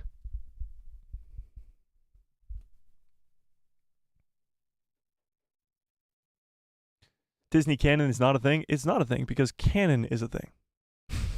And that's it. There's Star Wars canon, there's Star Wars Legends, and that's it. You can have your own head canon. You can believe that certain things are canon and not. That's perfectly okay. That's your own opinion. But there is canon and there is non-canon. Richard Phillips says, people got to chill and watch all these episodes before they go nuts. A lot of people are sort of just making assumptions before seeing the entire show. That's absolutely true too. Like Kelnaka dying. Kelnaka dies and everybody's like, you're bringing a Wookiee Jedi and you don't even use him. He doesn't even get to go in action. And yes, we haven't seen him in action yet, but he will be. We know for a fact he will be if you watch the trailers.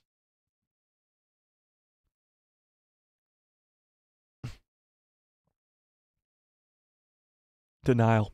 True. What are you, geeks and gamers? What are you, geeks and gamers? I don't know what that means. I'm confused. What says, you need a container to make a vacuum chamber. So space is fake? What? What are we talking about here?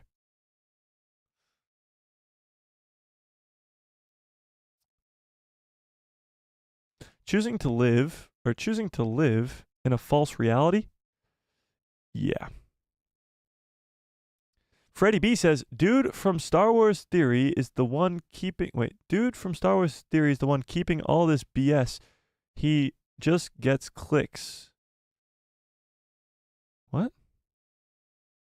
I don't think I read that correctly. Dude from Star Wars. This is the way it says, using Ki-Adi-Mundi was not an accident. The writers are aware of his history. Watch this line up perfectly and make the haters go, oh, you were right. That will never happen. They will never admit their wrongdoings. But I agree with you that Ki-Adi-Mundi is not just thrown in there for any old reason. Like, Ki-Adi-Mundi is a character who has lines in the in the prequel trilogy. And he's in the Clone Wars for quite a bit, where he gets more of his story sort of explored. Like many other of those Jedi, like Kit Fisto, Plo Koon, whoever. Ayla Secura. But Ki-Adi-Mundi is not just there for no reason. They wouldn't just throw in a random character like that after we haven't seen a single a single legacy, was the word I was looking for, a legacy character in this Acolyte show. We haven't seen Yoda, we haven't seen Yaddle, we haven't seen Plo Koon. The only one we've seen so far is Ki-Adi-Mundi. And you don't think that's not for a reason? There's got to be a reason behind that. I agree with you. Indeed. Douglas says, Mike says, Legends was more canon, and that's saying something. But that's not saying anything, because it's not. Legends was never canon.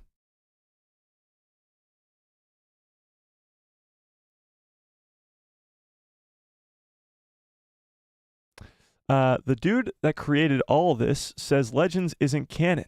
But what does he know, right? The dude that created all this. Oh, the dude that created George Lucas. The dude that created all this, George Lucas, is saying that Legends isn't canon. But what does he know, right? Yeah, exactly. What does George Lucas know? The same people who live by every word that George Lucas has ever uttered in his life are the same people who right now are going against him.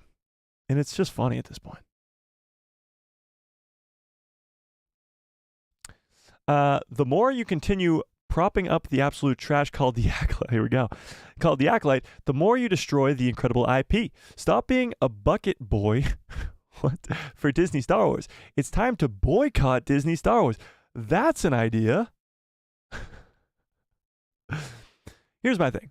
When you look at Disney Star Wars, people who say that Disney Star Wars isn't Star Wars, you're going to tell me that you're going to watch the movie Rogue One. You're going to watch the show The Mandalorian, Ahsoka, Rebels, Clone Wars Season 7, The Bad Batch, Tales of the Jedi, even shows like The Book of Boba Fett, even Andor. You're going to tell me that that's not good Star Wars? It's not canon it's not Star Wars? Like, what are we sitting here talking about? This is Star Wars. This is how it has been. This is how it will be. This is how it will continue to be. I'm not the one who sold it to Disney in 2012. I'm not. It's crazy. The first retcon was I Am Your Father. Oh my God, don't even talk about retcons. Retcons in the original trilogy, there's about 1,000. And the biggest one, I mean, not even I Am Your Father. The biggest one is Luke and Leia being siblings. They literally make out in episode 2. Or, sorry, in episode 5. Empire Strikes Back. Steve says, it's sad. Basic facts and reality must be explained to toxic bozos. I don't think it's sad that facts and reality need to be explained. I think it's more sad that people are just lying to get more clicks.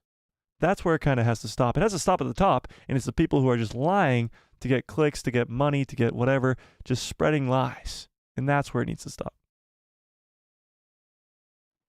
Yeah. Steven says, an old Star Wars RPG campaign was another canon. Well, there's a lot of old Star Wars stuff like that. Like, yeah, RPGs and stuff like that. True. Nestor says, it's almost the same thing as when Samuel L. Jackson asked George Lucas if Mace Windu could survive Order 66 and still be alive. And George Lucas said, sure, he could be alive. Is there more to that? No. I guess. But that was kind of like a whatever statement. Mike says, sorry, but if it was the minority, Rotten Tomatoes score wouldn't be 14. That's a great point. Let's go check it out. So if you look at the Rotten Tomatoes score of The Acolyte, The Acolyte Rotten Tomatoes score. If you look at the Rotten Tomatoes score of The Acolyte, you'll see this. Boom. An 85 from the critics and a 14 from the audience. And you're saying if it's not the minority, then it wouldn't have a 14? Who do you think is voting? I must say, I've been a huge Star Wars fan almost pretty much my entire life, as far as I can remember. I've been a huge Star Wars fan. Never once in my entire life have I thought, attempted, or even just wanted to go vote on something like this. Never once. And I'm pretty sure that I could say with some certainty that the majority of you in this chat tonight have not done so either. Let's pull this up, actually. I'm interested. Actually, if I pull this up, it'll be gone. Just tell me in the chat. Have you ever gone to Rotten Tomatoes and scored anything? Anything Star Wars, anything. Doesn't even have to be Star Wars. Have you ever gone to Rotten Tomatoes and scored anything? Yes or no? Tell me in the chat. Have you ever gone to Rotten Tomatoes and scored anything? I'm going to assume the answer is no. As I see a lot of no's coming in the chat right now. Nope, nope, nope, no, no, no, no, nope, no, no, nope. Oh, I see a couple of yeses, actually. Nope, nope, no, no, no, no, no, no, no. Proving my point. The majority of the Star Wars fandom has never gone to Rotten Tomatoes and made a score like that. So, yes, it's the minority, and those are the ones who care so much about crapping on this show for no reason. Because guess what? This happened before the show even aired. Before they saw a single second of this show, this happened. This 14% happened. Now, granted, it was a little bit higher than this. It was like 28, and then it worked its way down to 14. But this is the minority. You're looking at them right here. The 14%ers. The people who went and voted on this. That's exactly the point. Those people are the problem. Absolutely. There are people who dislike this show, and that's perfectly okay. But it's the people who just hate it to hate it. It's the people who, before even watching the show, before even seeing a single second of frames of anything, went and voted and went and crapped on the show. That's the problem. They're the problem. It's as simple as that. It's as simple as that. Indeed. Views are also well below Ahsoka, which is also bad. That's not true either. It's about the first 5 days streaming things. It was about 3 million below Ahsoka. And you're talking about way below Ahsoka. 3 million is nothing, especially when it's 11 million to 14 million. Especially when Ahsoka has had decades or a decade and a half of storytelling in the Clone Wars and in Rebels and the entire Rebels crew. You're bringing in an entire other world of fans to come to see this. This is a new show. The Acolyte's a brand new show. The Ahsoka had years and years, decades of backstory to those characters. Then you add in Anakin. It's just crazy. It's crazy. Like, you look at this 14% and you're going to tell me that that's what the majority of the Star Wars fandom thinks of this show? That's insane. That's just how out of touch this is. How out of touch it is.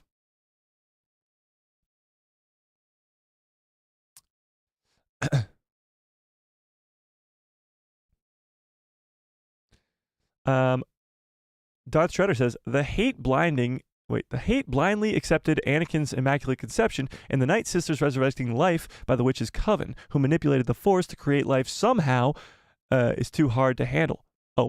Yes. So, I completely agree with you. The same people who were like, okay, Anakin was created by nothing.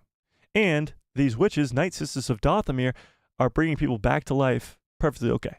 Some of the stuff that happens in the Clone Wars is some crazy stuff, and it's really cool. Or in Rebels, the world between worlds, it's really cool. People are just perfectly okay with that. But as soon as these witches, which we've already seen before, try to create these twins, which is the whole plot of the show, and the questions that we have about that are supposed to be the questions that lead this show to where we get it, like where we get the answers in the back half of the season. That's what the whole point of this show is. Why are these two twins, these two specific characters, so important to the story? That's the gist of the show. They can't wrap their heads around it. They can't even possibly think about being open to that idea. That's a big problem. Mando United says, Mike, just keep doing what you do. We love watching it. I appreciate that, Mando United, but this was something that needed to be talked about today. Like, just absolutely needed to be cleared up. Too much just bullshit going around. Too much of it. Indeed. Joseph says, Mike, how many reviews? 1,000? Really? How many millions watched the show? It actually doesn't tell you how many reviews on Rotten Tomatoes, does it? I don't think so. Yeah, it doesn't tell you how many reviews are in on the Acolyte show. So I'm sure it's a few thousand at least. Or maybe, yeah, I can't imagine it's more than 10,000. But it's probably a few thousand here. But that's just people who purposely came here to vote to crap on it. Which is crazy. Yeah. It's not just this fandom. Some people grifting here also are grifters on Warhammer 40K. And now there's grifters on The Boys. Grifters on comics, video games, etc., etc.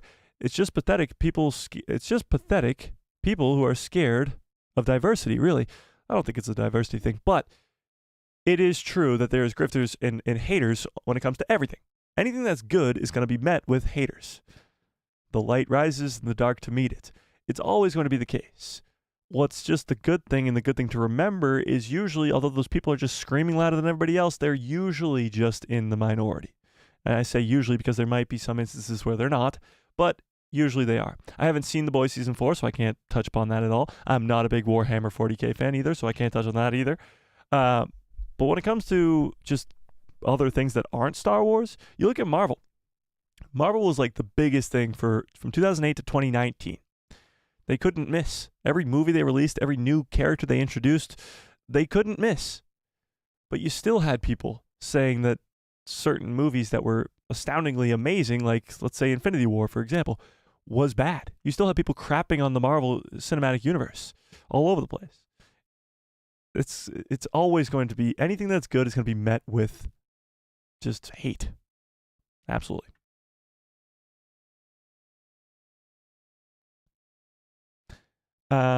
It's a TV show. It's not that deep. Yes. Steven says, the Yoda in Empire never gave younglings lightsabers? What are you talking about? Connor says, you demand, Mike. I appreciate that. You demand. Matt says, if you don't like it, that's fine, but let other people like it. Yeah, you can not like the show, but as soon as you try to make somebody else not like the show because you don't like it, that you have to realize and look at yourself and realize that you are the problem. You are. Your opinion is not better than mine. My opinion is not better than yours. Simple as that.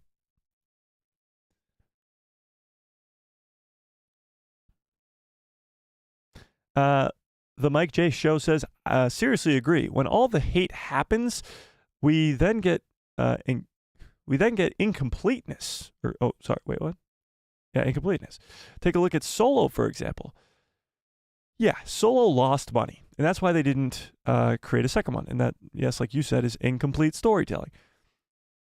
Lando movie, which is still sort of in the works, is probably going to answer a lot of those questions. That was the end of Solo. But I completely agree with you. Because the people hated on Solo, and a lot of that had to do with The Last Jedi, but because of that, Solo was left as an open-ended story, and we never got the end of it, which is kind of sad. Because Solo, I think, is extremely underrated. Solo's underrated. There we go. See, we got some Solo love in the chat. Yeah. Indeed. People big mad at a mystery that isn't even fully explained when it's only halfway done. Yeah, that's a big thing too. It's like, obviously we don't have answers in this question, answers to a lot of questions, because this show is only halfway through. What do you want, a show that answers every question of the entire show in the first 2 episodes? First episode? 2 episodes? What do you want? I heart Wookiees, me too. Yeah. I get why George was upset initially, but Bob gave George a verbal promise, not a contract, so his ideas didn't have to be used. Oh, I still definitely think they should have used George Lucas's ideas for the sequel trilogy. Yeah, I do. Did we hit 190? Did we really hit 190 at one point on this stream? That's crazy. So the previous record was 135, which we set on Thursday's stream. And we just hit 190 today. That's insane. That's insane. Lynn says, it's not that deep. Tell that to Amanda Steinberg. Well, Amanda Steinberg is an actress who's getting a shit ton of hate online right now. Like, insane amount. And she, of course, released that music video thing, which I'm not a fan of stuff like that, but like just that kind of music at all. But what she was saying in it was, I mean, from what I watched, I didn't watch the whole thing. It was mostly true. She's getting a lot of crap, and it's kind of like her rebuttal to it. That's perfectly fine for her to do. But I'm hoping that there was a Lucasfilm PR team behind that, I must say. Fearless says, Lucasfilm defines what canon is, and that's it. Dave Filoni learned firsthand from the creator of Star Wars, George Lucas, and now is the Star Wars lore master. Anyone who doesn't like it can go into their corner and cry. I agree with everything except for the last point. I hope they don't go into a corner and cry. Josh says, they should have just made a different character. They know that Ki-Adi-Mundi already was an established character, and putting them in, and they were only putting him in there for nostalgia purposes. I don't think so. Because Ki-Adi-Mundi is too specific of a character to put in there just for nostalgic purposes. You could have had Plo Koon. Plo Koon, we know for a fact, is alive at the time of the Acolyte show. A fact. We know that. So if he was in that room, it would have been like, oh my God, it's Plo Koon. Sick. Cool. Boom. End of sentence. Why? The real question that people aren't asking is, why is Ki-Adi-Mundi in this show? Because the narrative has completely just become he shouldn't be there when he clearly can. But it's, why is he there? I think there might actually be an explanation there. I don't know if we'll get it in this show or this season of this show, but there has to be a reason as to why it's Ki-Adi-Mundi and nobody else. Because it could be anybody else. Yeah.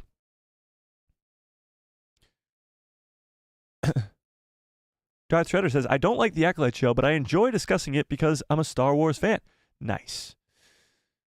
Nice. Douglas says, oh, he's talking to somebody else in the chat. Brandon says, just wish the runtimes were longer because I'm watching The Boys and it feels a lot better than The Acolyte because the episodes have more time to breathe.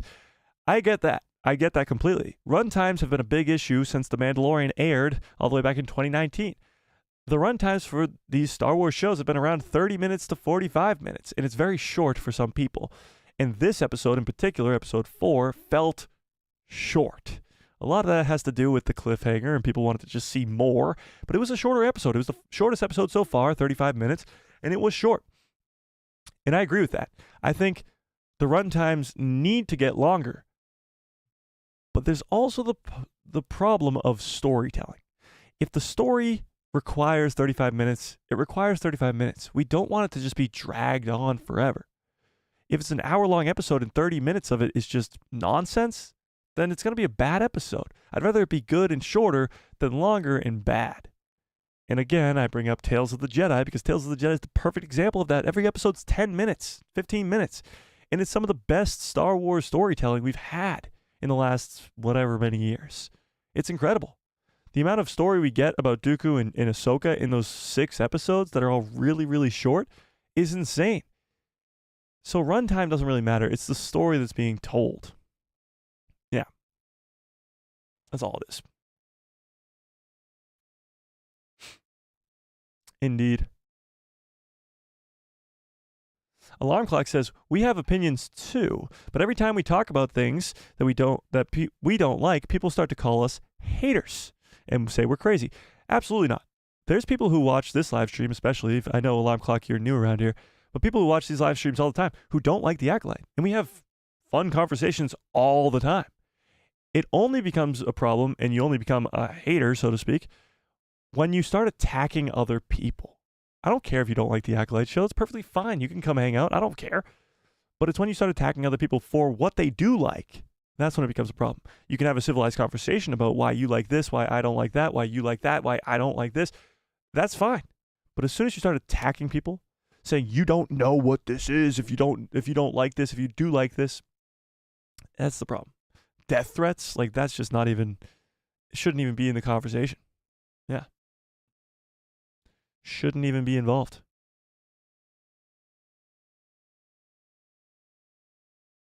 Josh B says, I think The Acolyte would have been better if it was just a movie and not broken up. A lot of people have been bringing that up. This show could have been better if it was just all released at the same time, or maybe even a movie. It could be. But I personally like the release dates, the weekly releases, better because we sit here like we are now, getting to predict what happens next. This big cliffhanger in episode 4 is awesome. This amazing entrance of this Darth Zipperface character. Who could he possibly be, or she possibly be, under that mask? And are all these Jedi going to die in that forest? There's so many questions. Why didn't he kill Osha? How did he kill Kelnaka? Especially if Kelnaka didn't really fight back. Why is Kelnaka just sitting there like he knew who was going to kill him almost? There's a lot of questions, and that's why I like speculating from week to week. I do understand, though, a lot of people just wanting to get all the answers at the same time, and I understand that. And, like, some shows do that. But I think it's better to speculate week to week to week. It's more fun for me, especially. Yeah. Mike says, it's not Star Wars. It's Disney as a whole. Echo was painful. Well, Echo's not Star Wars either.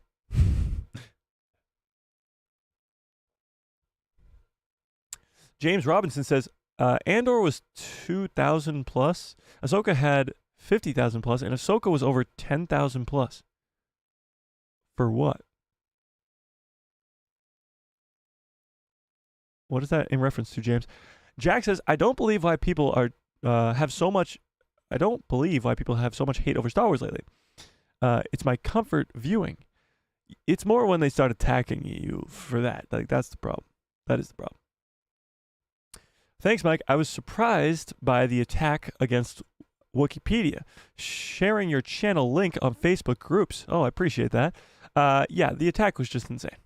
It was wild. But the response was what really made me hopeful about the Star Wars fandom. We Stand with Wikipedia was trending on Twitter, or X, formerly known as Twitter. And that's awesome.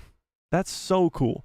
Like, the fact that the Star Wars fandom can kind of get behind something like that and really realize what's going on here, that's great to see. Yeah. It is great to see.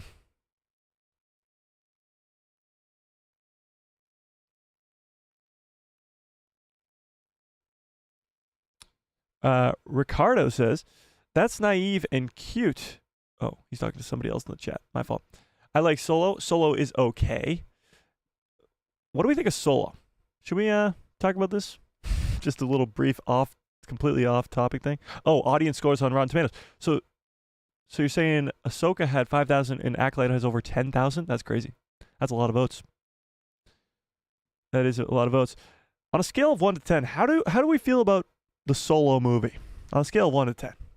Like 10 being greatest movie ever, or greatest Star Wars movie ever. Like for me, 10 out of 10 would be Revenge of the Sith.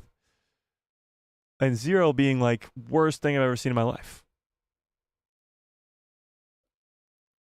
Where's Solo at on the list? 6, 7, 5, 6, 6, 8, 8, 5, 6, 7.5, 5.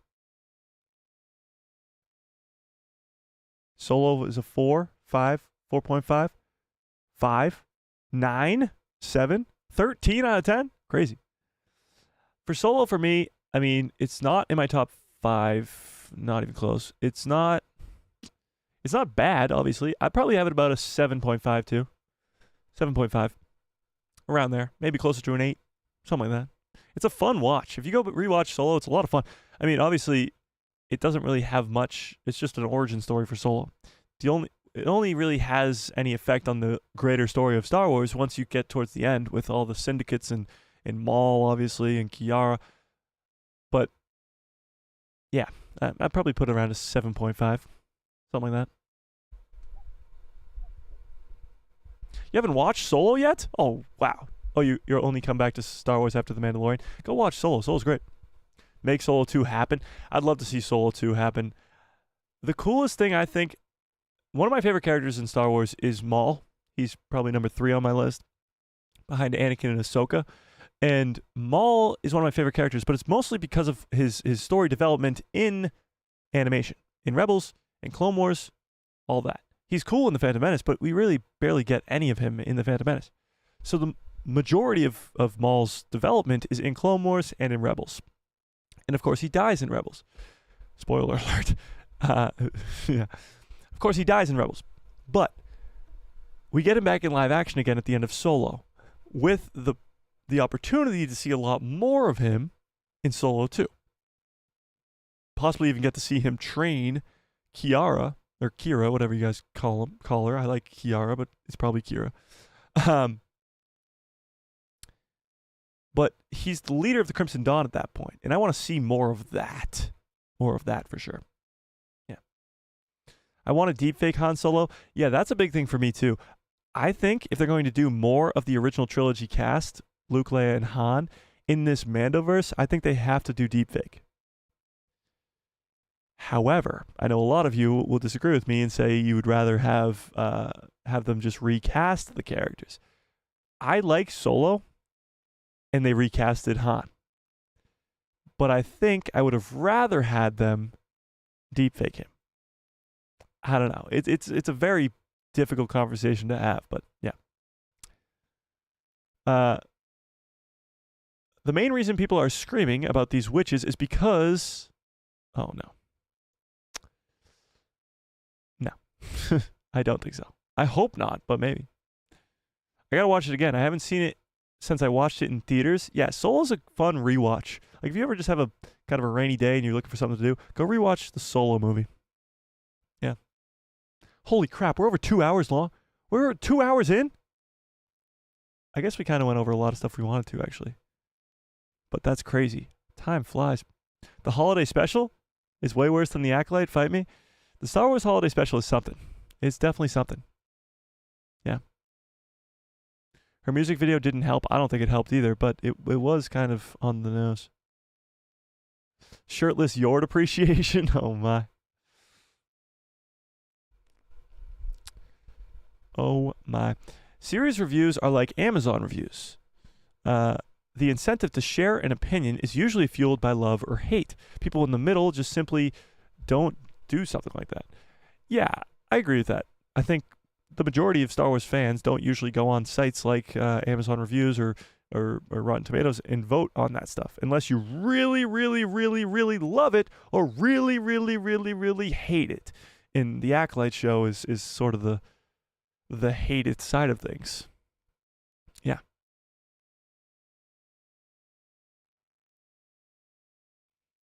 Von Gogh says, who is running the show now? Dave Filoni or Dave Filoni and Disney? Wait, what? Who's running the show now? Well, Kathleen Kennedy's still the president, but it almost looks like Dave Filoni has taken the reins. Dave Filoni's been at every con, or not every con, but he's been the voice of Star Wars at the cons, at the celebrations, at all this. He's been the voice. He's been the guy. And he's now got the role of Chief Creative Officer. He's involved with every single Star Wars project that's created.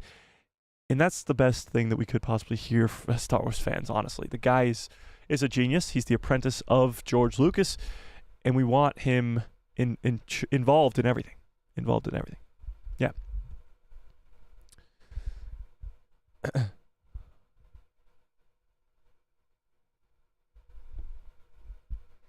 Star Wars Academy says, they did use some of George Lucas's ideas in the sequel trilogy. Rey being the lead character was his idea.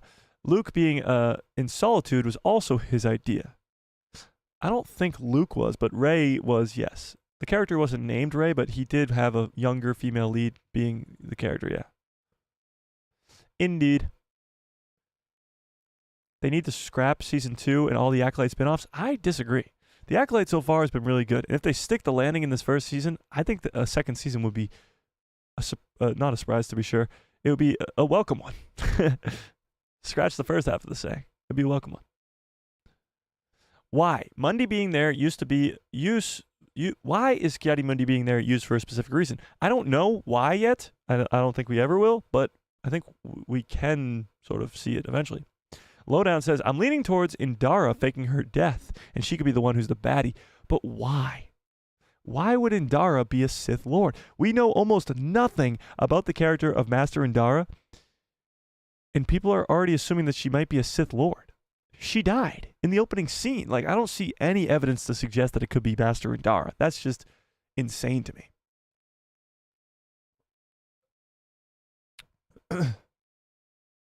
I can't wait for Skeleton Crew and Andor Season 2. Also, Skeleton Crew is using practical effects and stop motion in art painting backgrounds.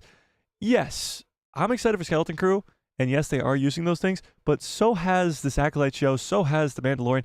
Like, they have been using practical effects and all this other stuff from the original trilogy. They just use more modern technology to also add to it. What you're talking about is Skeleton Crew is bringing back, what's his name? Damn it, what's his name? Somebody in the chat help me out. The original painting artists who works on the original trilogy. What the hell's his name? Oh, it's killing me. What the hell's his name? Somebody in the chat help me out. But they're bringing him back, and that's why it's cool. That's why there's that news about Skeleton Crew. There's a little bit of news about Skeleton Crew. Bryce Dallas Howard just confirmed that she will not Ralph McQuarrie. No, not Ralph McQuarrie. He is sadly passed. No, not Ralph McQuarrie. A different artist. He was sort of like the guy who created all the art, the art before Star Wars. No, not Ralph McQuarrie. Not Ralph McQuarrie. He's passed away. He can't come back. This isn't Star Wars. But Skeleton Crew, Bryce Dallas Howard just confirmed that she will be directing an episode of Skeleton Crew, which is pretty cool because she obviously directed episodes of The Mandalorian. She's been in that same world. Yeah.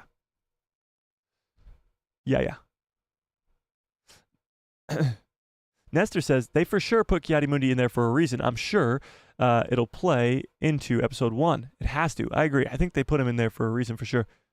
For sure. Doug? Yeah, I think... No, not Doug Chang. No, not Doug Chang. Doug Chang is the guy who works on Star Wars now. I don't know. I'm going to have to look it up now. It's killing me. All right, let me look it up. Original Star Wars artist or painter, I guess artist working on Skeleton Crew. Let's see if that shows up. Phil Tippett. He was one of the VFX artists who worked on the original trilogy of Star Wars, and he's now working on Skeleton Crew. That's who it was. Yeah. So let's see. This was from a while ago. Yeah, this was from May 6th, so over a month ago.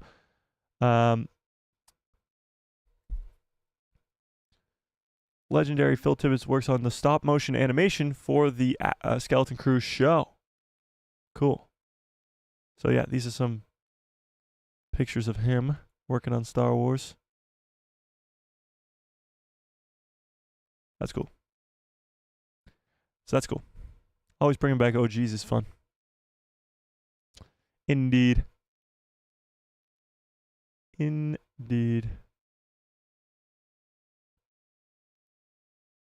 I'm hoping they put out a formal statement and call this out like Ewan McGregor did with Moses Ingram.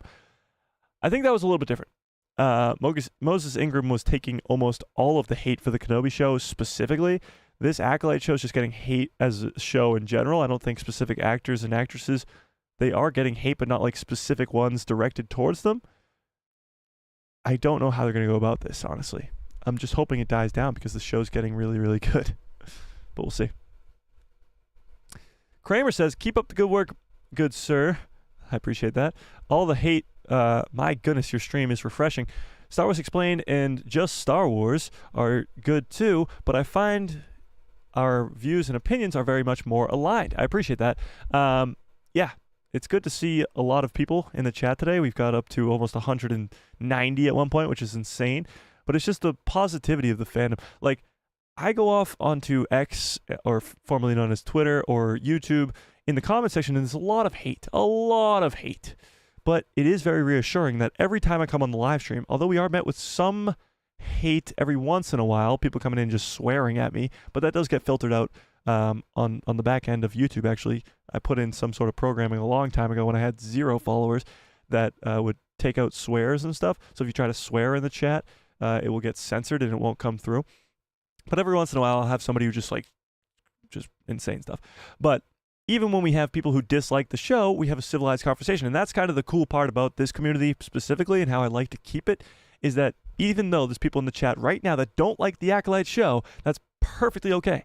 And we can have a civilized conversation about it and not just start yelling and screaming shit at each other. Like, just absolute horrible things and death threats and all this other crazy stuff that's happening in the Star Wars fandom that's horrible. So it's good to have this sort of place that we can do this. And although I'm seeing all these fights happen in comment sections, when I come on live, that doesn't really exist here to an extent. We can have conversations and debates and talk civilly about it, but it doesn't exist here to the extent that it is on other platforms, which is really, really cool. At least for now. It could change, obviously, but for now it is. Yeah. But I appreciate it, Kramer. I appreciate it. Josh says, none of the actors or actresses could get any flack. They don't need to know Star Wars, but the writers and directors do. Well, what I actually really like about this Acolyte show, and contrary to what the media makes you believe, is that the actors really love Star Wars. Amanda Steinberg specifically, like, she's a huge Star Wars fangirl. And even characters like Yord, who I know, the infamous viral clip of him saying Anakin blows up the Death Star. Even characters like him, like, he's a massive, he talks about it even before he got cast, how he was a massive Star Wars fan, but now he's talking about how he's a huge Bad Batch fan. And there's an interview out there, I believe it, maybe Star Wars Celebration? I forget where the interview was, but he talks like in depth about the Bad Batch, and it's really cool. Yeah. It's really cool.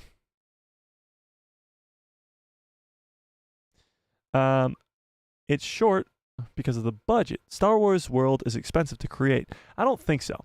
Obviously, they give the budget to the shows that they need to. This show obviously has a pretty big budget. Visually, this show's outstanding. I don't think the run times has to do with the budget. I think it's more so that it's a story, a set story, and they divide it into 8 episodes, but they don't want to just drag on the story. So I think it's more so the story that's ready to go than the budget that's ready to go. Mike says, yeah, I want to see what the bad guy, or what the bad guy they think is powerful enough to push 8 Jedi at once. Hell, I don't think Vader could even do that. Could Vader do that? I'm sure Vader could do that.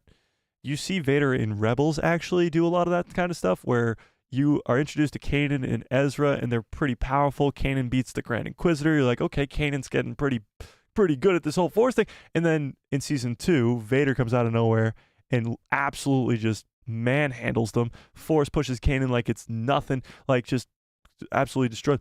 Vader's very powerful, obviously. I think a few things are going on with the Acolyte.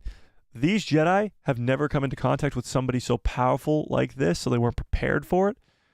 But also, this might be an extremely powerful character, so that's another thing that might be of concern. So I'm excited to see how this goes down. If this Sith Darth Zipperface character will kill a lot of these Jedi, that'll be pretty cool. But I think Vader's Vader. He pulls a freaking ship out of the sky. He's powerful as balls, but he's also limited by his own failure on Mustafar. Yeah. Christopher Jones, what's up? Christopher says, hey, do you think that we can get an R2-D2 cameo? I'd be down for that. R2-D2 cameo.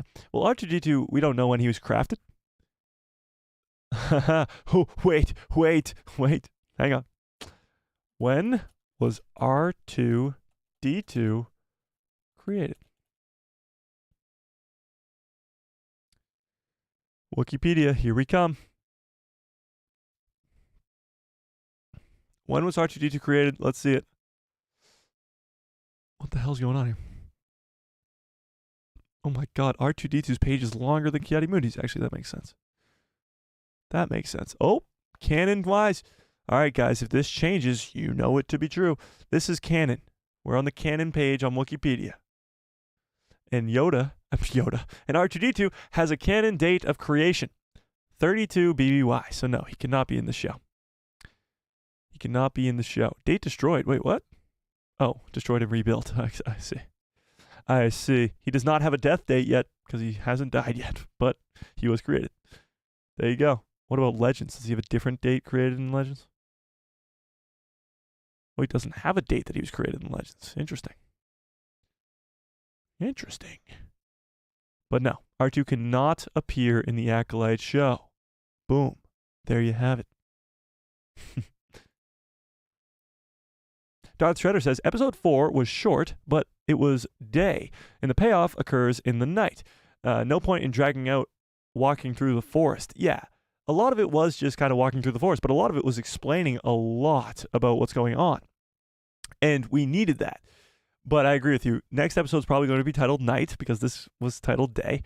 And the nighttime is going to be where shit goes down. We just started this epic fight sequence in the forest that's going to continue in the next episode and probably end with a lot of these Jedi dying. Yeah. Bryce Dallas Howard's a great director. I agree with that, Mike. I agree with that. She's incredible. Some of the stuff she does, like her episodes in The Mandalorian are some of the best, but she just knows Star Wars. Like, she's one of Dave Filoni and Jon Favreau's sort of like Padawans, so to speak. So like Dave learned from George. Now he's spreading all of his knowledge to all these other creators and hopefully making creators like himself to keep Star Wars going at a very good high level for a long time. Yeah.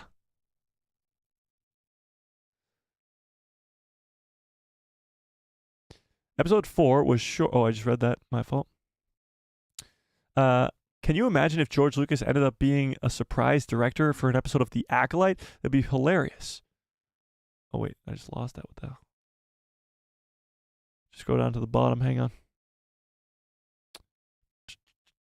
Where was that? Well, I don't know if I'm going to be able to find that again, but to the first half of it, I say that would be hilarious, and I seriously doubt it. George Lucas has been on behind the scenes of some sets of like The Mandalorian, Ahsoka, whatever. He's talked to Tony Gilroy about Andor. Like, there's some stuff that he's been involved in, but I don't know if The Acolyte was one of them. Yeah. I hate when it scrolls down to the bottom. Can I have a suggestion for a Star Wars guy? I've seen everything but Resistance. Well, then go watch Resistance. I don't know. I haven't seen Resistance either. Gonna be completely honest. Indara dies from a butter knife. Nah, she's alive. I don't know about a butter knife, but she did die on screen. Nestor says, I would have loved Filoni being a Jedi undercover. Oh, sorry, Finn Filoni. I would have loved Finn being a Jedi undercover as a trooper and got amnesia from the crash. I wish he was a part of Luke's new generation. I hope if the Rey movie can do a lot of things correctly, I hope one of them is Finn being a Jedi. That's for sure.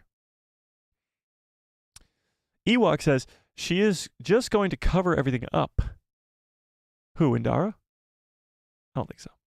Randall Perkins, what's up? Randall says, watching the movie is a good palate cleanser. Or watching the movies is a good palate cleanser. Although I'm not hating The Acolyte, it feels like an Attack of the Clones mystery, like the scene's transitions. They don't like to rush vibes. They don't like the rushed vibe. Oh, I don't like the rushed vibe. Interesting. So you're seeing The Acolyte as sort of like a Attack of the Clones type thing. Interesting. I'm a big fan of Attack of the Clones. That's kind of the problem. Yeah. You got people surviving lightsaber stabs to the chest now. Indara could have survived. Well, it's more so. Well, no, they don't survive them to the chest, but they survive them to the side of the stomach. but she got stabbed in the heart by a knife. I don't think she's coming back from that.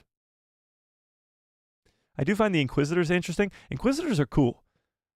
And what's really cool is how they're established in Rebels and how powerful you think they are. And then when Vader comes in, you're like, okay, they weren't that powerful. They wouldn't use Ki-Adi-Mundi for just a cameo, I don't think. I think there's a reason that he's there, and the creators know full well that he's in the prequel history. Yeah, absolutely. I think there's a reason to Ki-Adi-Mundi's appearance. For sure. Yeah.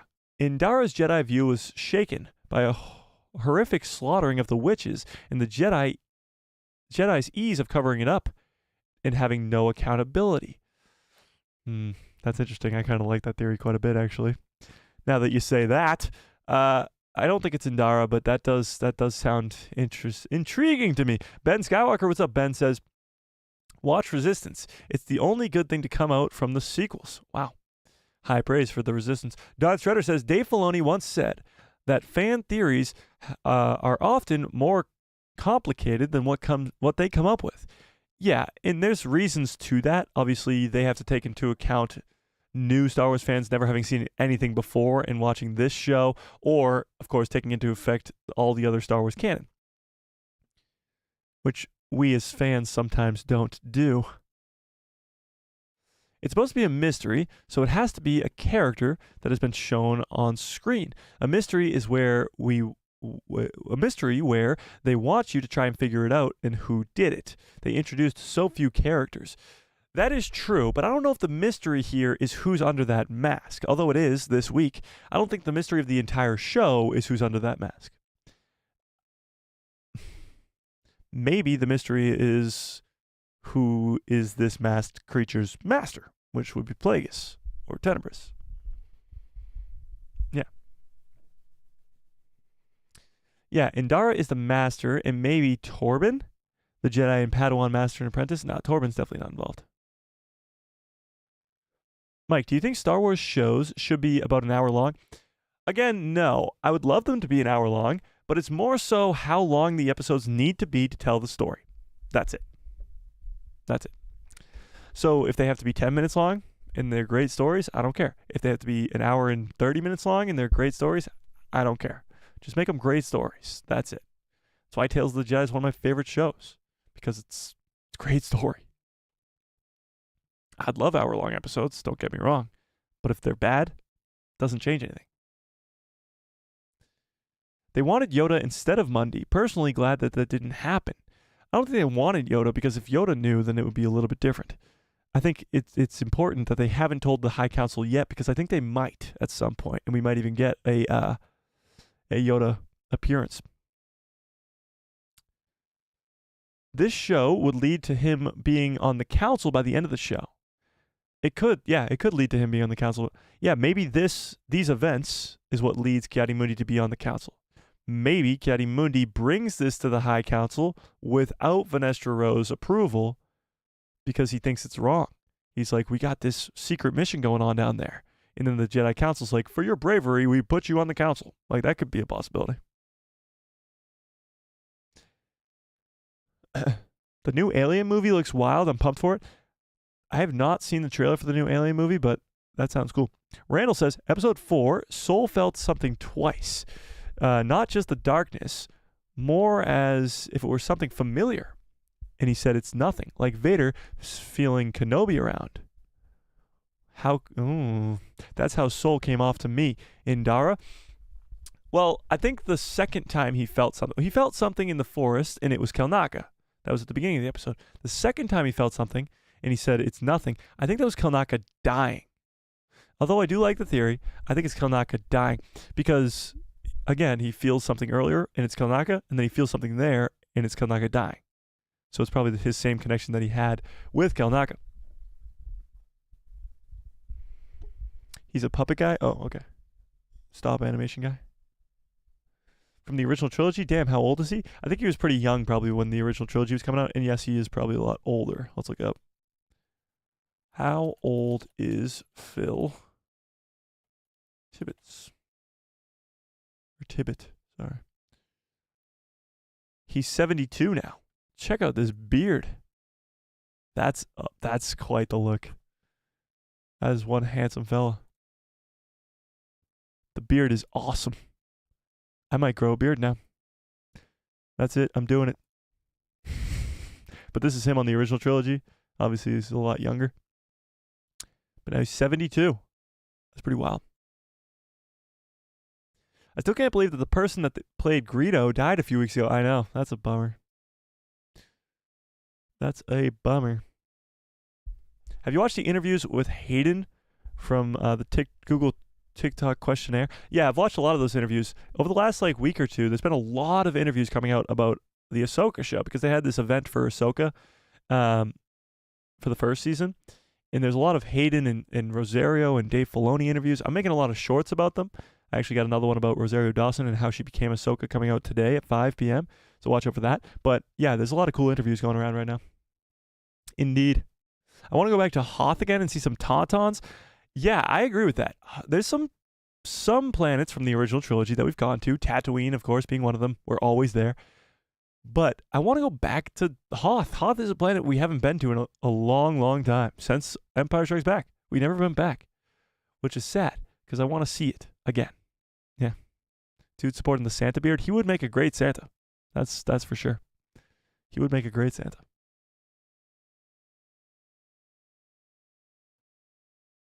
Star Wars, bro. What's up? Says over 100 people watching. Crazy. Yeah, we got up to 190 today almost. We broke some records today. This was a record-breaking stream, if I do say so myself.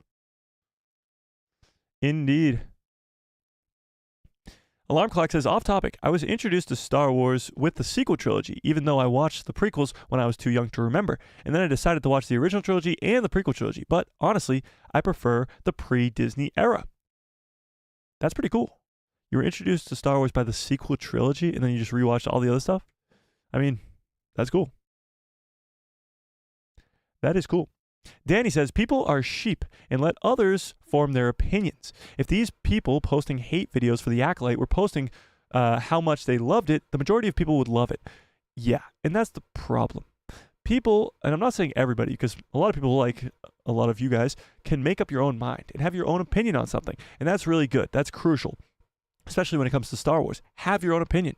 When you're allowing a content creator or another person, anybody really, morph your own opinion on something, like just actually have a say on how you view something. I got into this sort of loop at one point. This was before I had the channel. I looked up to certain creators, and if I liked an episode and they didn't, I would have been like, oh, maybe I didn't like the episode. But that's not a way, like, you have your own opinions. Don't let anybody else sort of form your own opinion. Form your own opinion and stick to it, because you're probably right. But don't attack other people for it. Yeah. Most Acolyte haters coincidentally also hated Reva, Rey, Finn, Rose, Tico. Yeah. From best to worst live action shows. For me, Matt says it goes Mando, Ahsoka, Andor, Kenobi, Ahsoka so far, and then Boba Fett. Really, Boba Fett's at the bottom? Live action shows in order. Let's see. How would you guys rank? What's your favorite and least favorite live action shows? In order, I would probably go Mando too, because Mando just is 3 seasons. In 3 seasons, it's just too much more. Single season, it's different, but all 3 seasons, Mando. Then Ahsoka.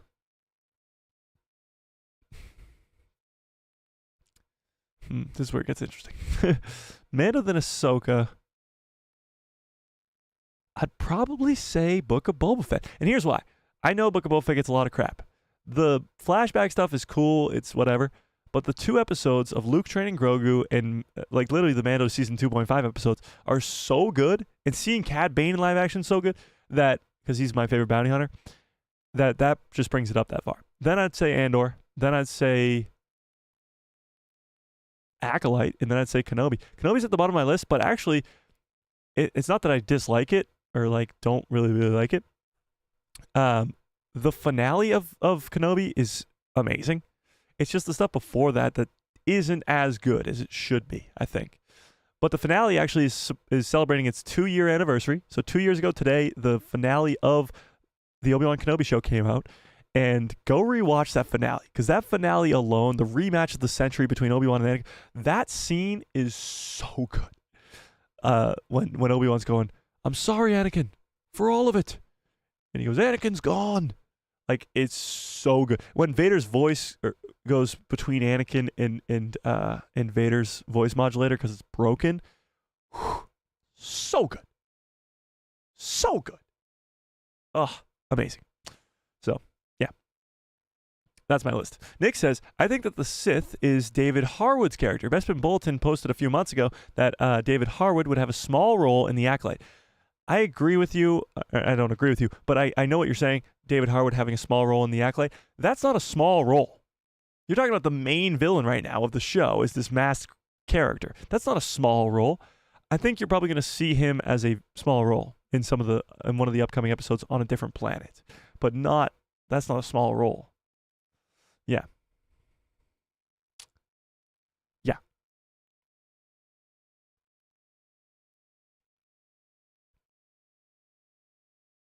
Brandon Tran, what's up? Brandon says, chat, besides being in Star Wars, should Hayden Christensen join the MCU or the James Gunn DC reboot?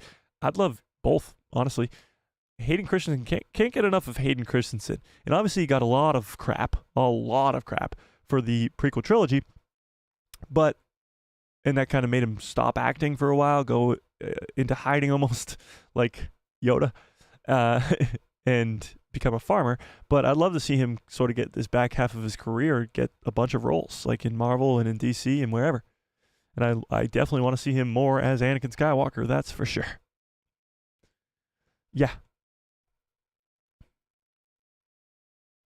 All right, 2.5 hours? Oh my God. Okay. Before we get on out of here, which we are about to get on out of here because we got to go. I got to pee really badly, and we've been going for 2.5 hours.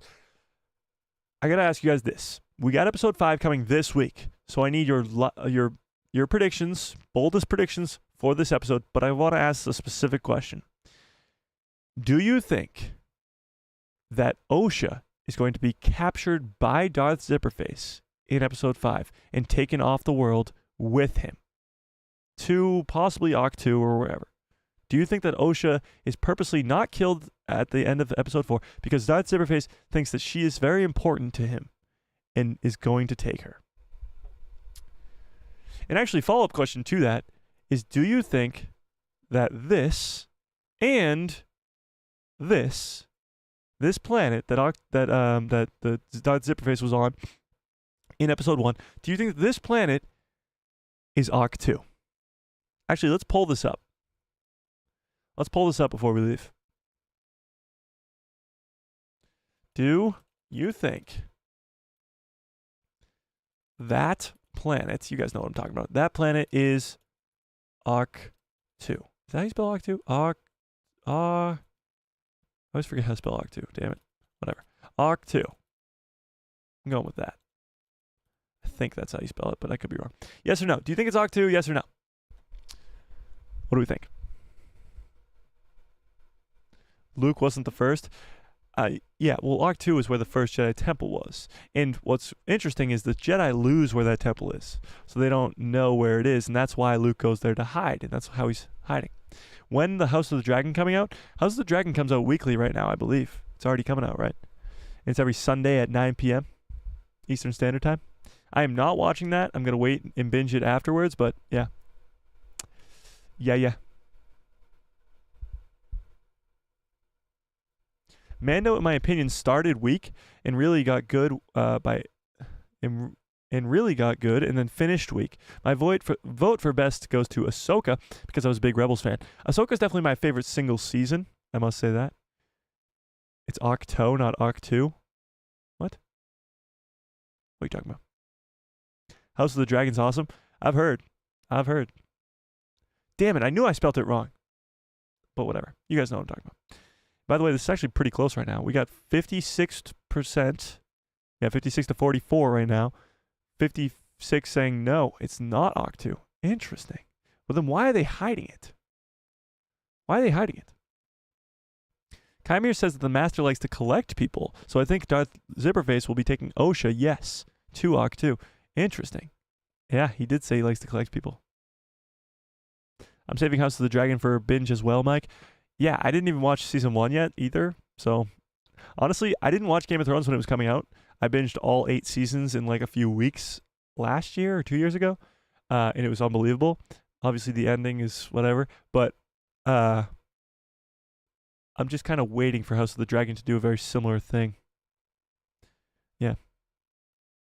Unless it's a different part of Olega or Brendok, perhaps. No, it looks like the islands of Octu. Like it just looks like it. I don't know. We'll see. We shall see. All right, but I do have to get on out of here because I really have to go pee now. We've been going for over 2 hours and 35 minutes. This is one of the longest streams we've done in quite a long time. So 57% of you guys do not think that it is Octu. We'll see if you are wrong. We might see this week if you are wrong. But I have to get on out of here. This was a record-breaking stream. I appreciate all of you. Why would the Sith go to Octu? That's a great question, Steve. And it might be because the Jedi don't know where that is anymore. That might be why. And in The Last Jedi, there's that sort of dark side on Octu, and maybe that's from Zipperface. We'll see. But I appreciate you guys. This was a record-breaking stream. This was amazing. You don't have a Gatorade bottle by the computer? Oh, no. I have a bathroom upstairs. The problem is I like to drink a lot of water, and I need to keep my voice there. So I drink this whole cup, and then I drink this massive cup. I don't drink the whole thing, but I usually drink a lot of it. And then I have to pee. So it's like a endless cycle of I got to keep my voice for the streams, but then I have to just go pee. You know? Go pee, Mike. We can wait. No, we got to get on out of here anyway. We've been going for we're coming up on 3 hours coming up on almost. So I appreciate all you guys. This was a record-breaking stream. Amazing. If you are not yet, go join the Discord in the description below. If you're not yet, become a member because we got a giveaway coming up next week. And yeah, I appreciate all of you guys. Smash a like on this stream. How many likes do we have? If it's under 100, I'm going to lose it. How many likes do we have? Oh, we got plenty of likes. I appreciate all of you. I hope you smash a like on the stream. Hit that subscribe, hit that bell so you get notified every time I post a video in my pretty face. I'll show up in the recommended feed of yours. Watch it for a video tomorrow about this whole who the hell's under that mask theory. Yeah. All right. I appreciate you guys. May the force be with you. Always.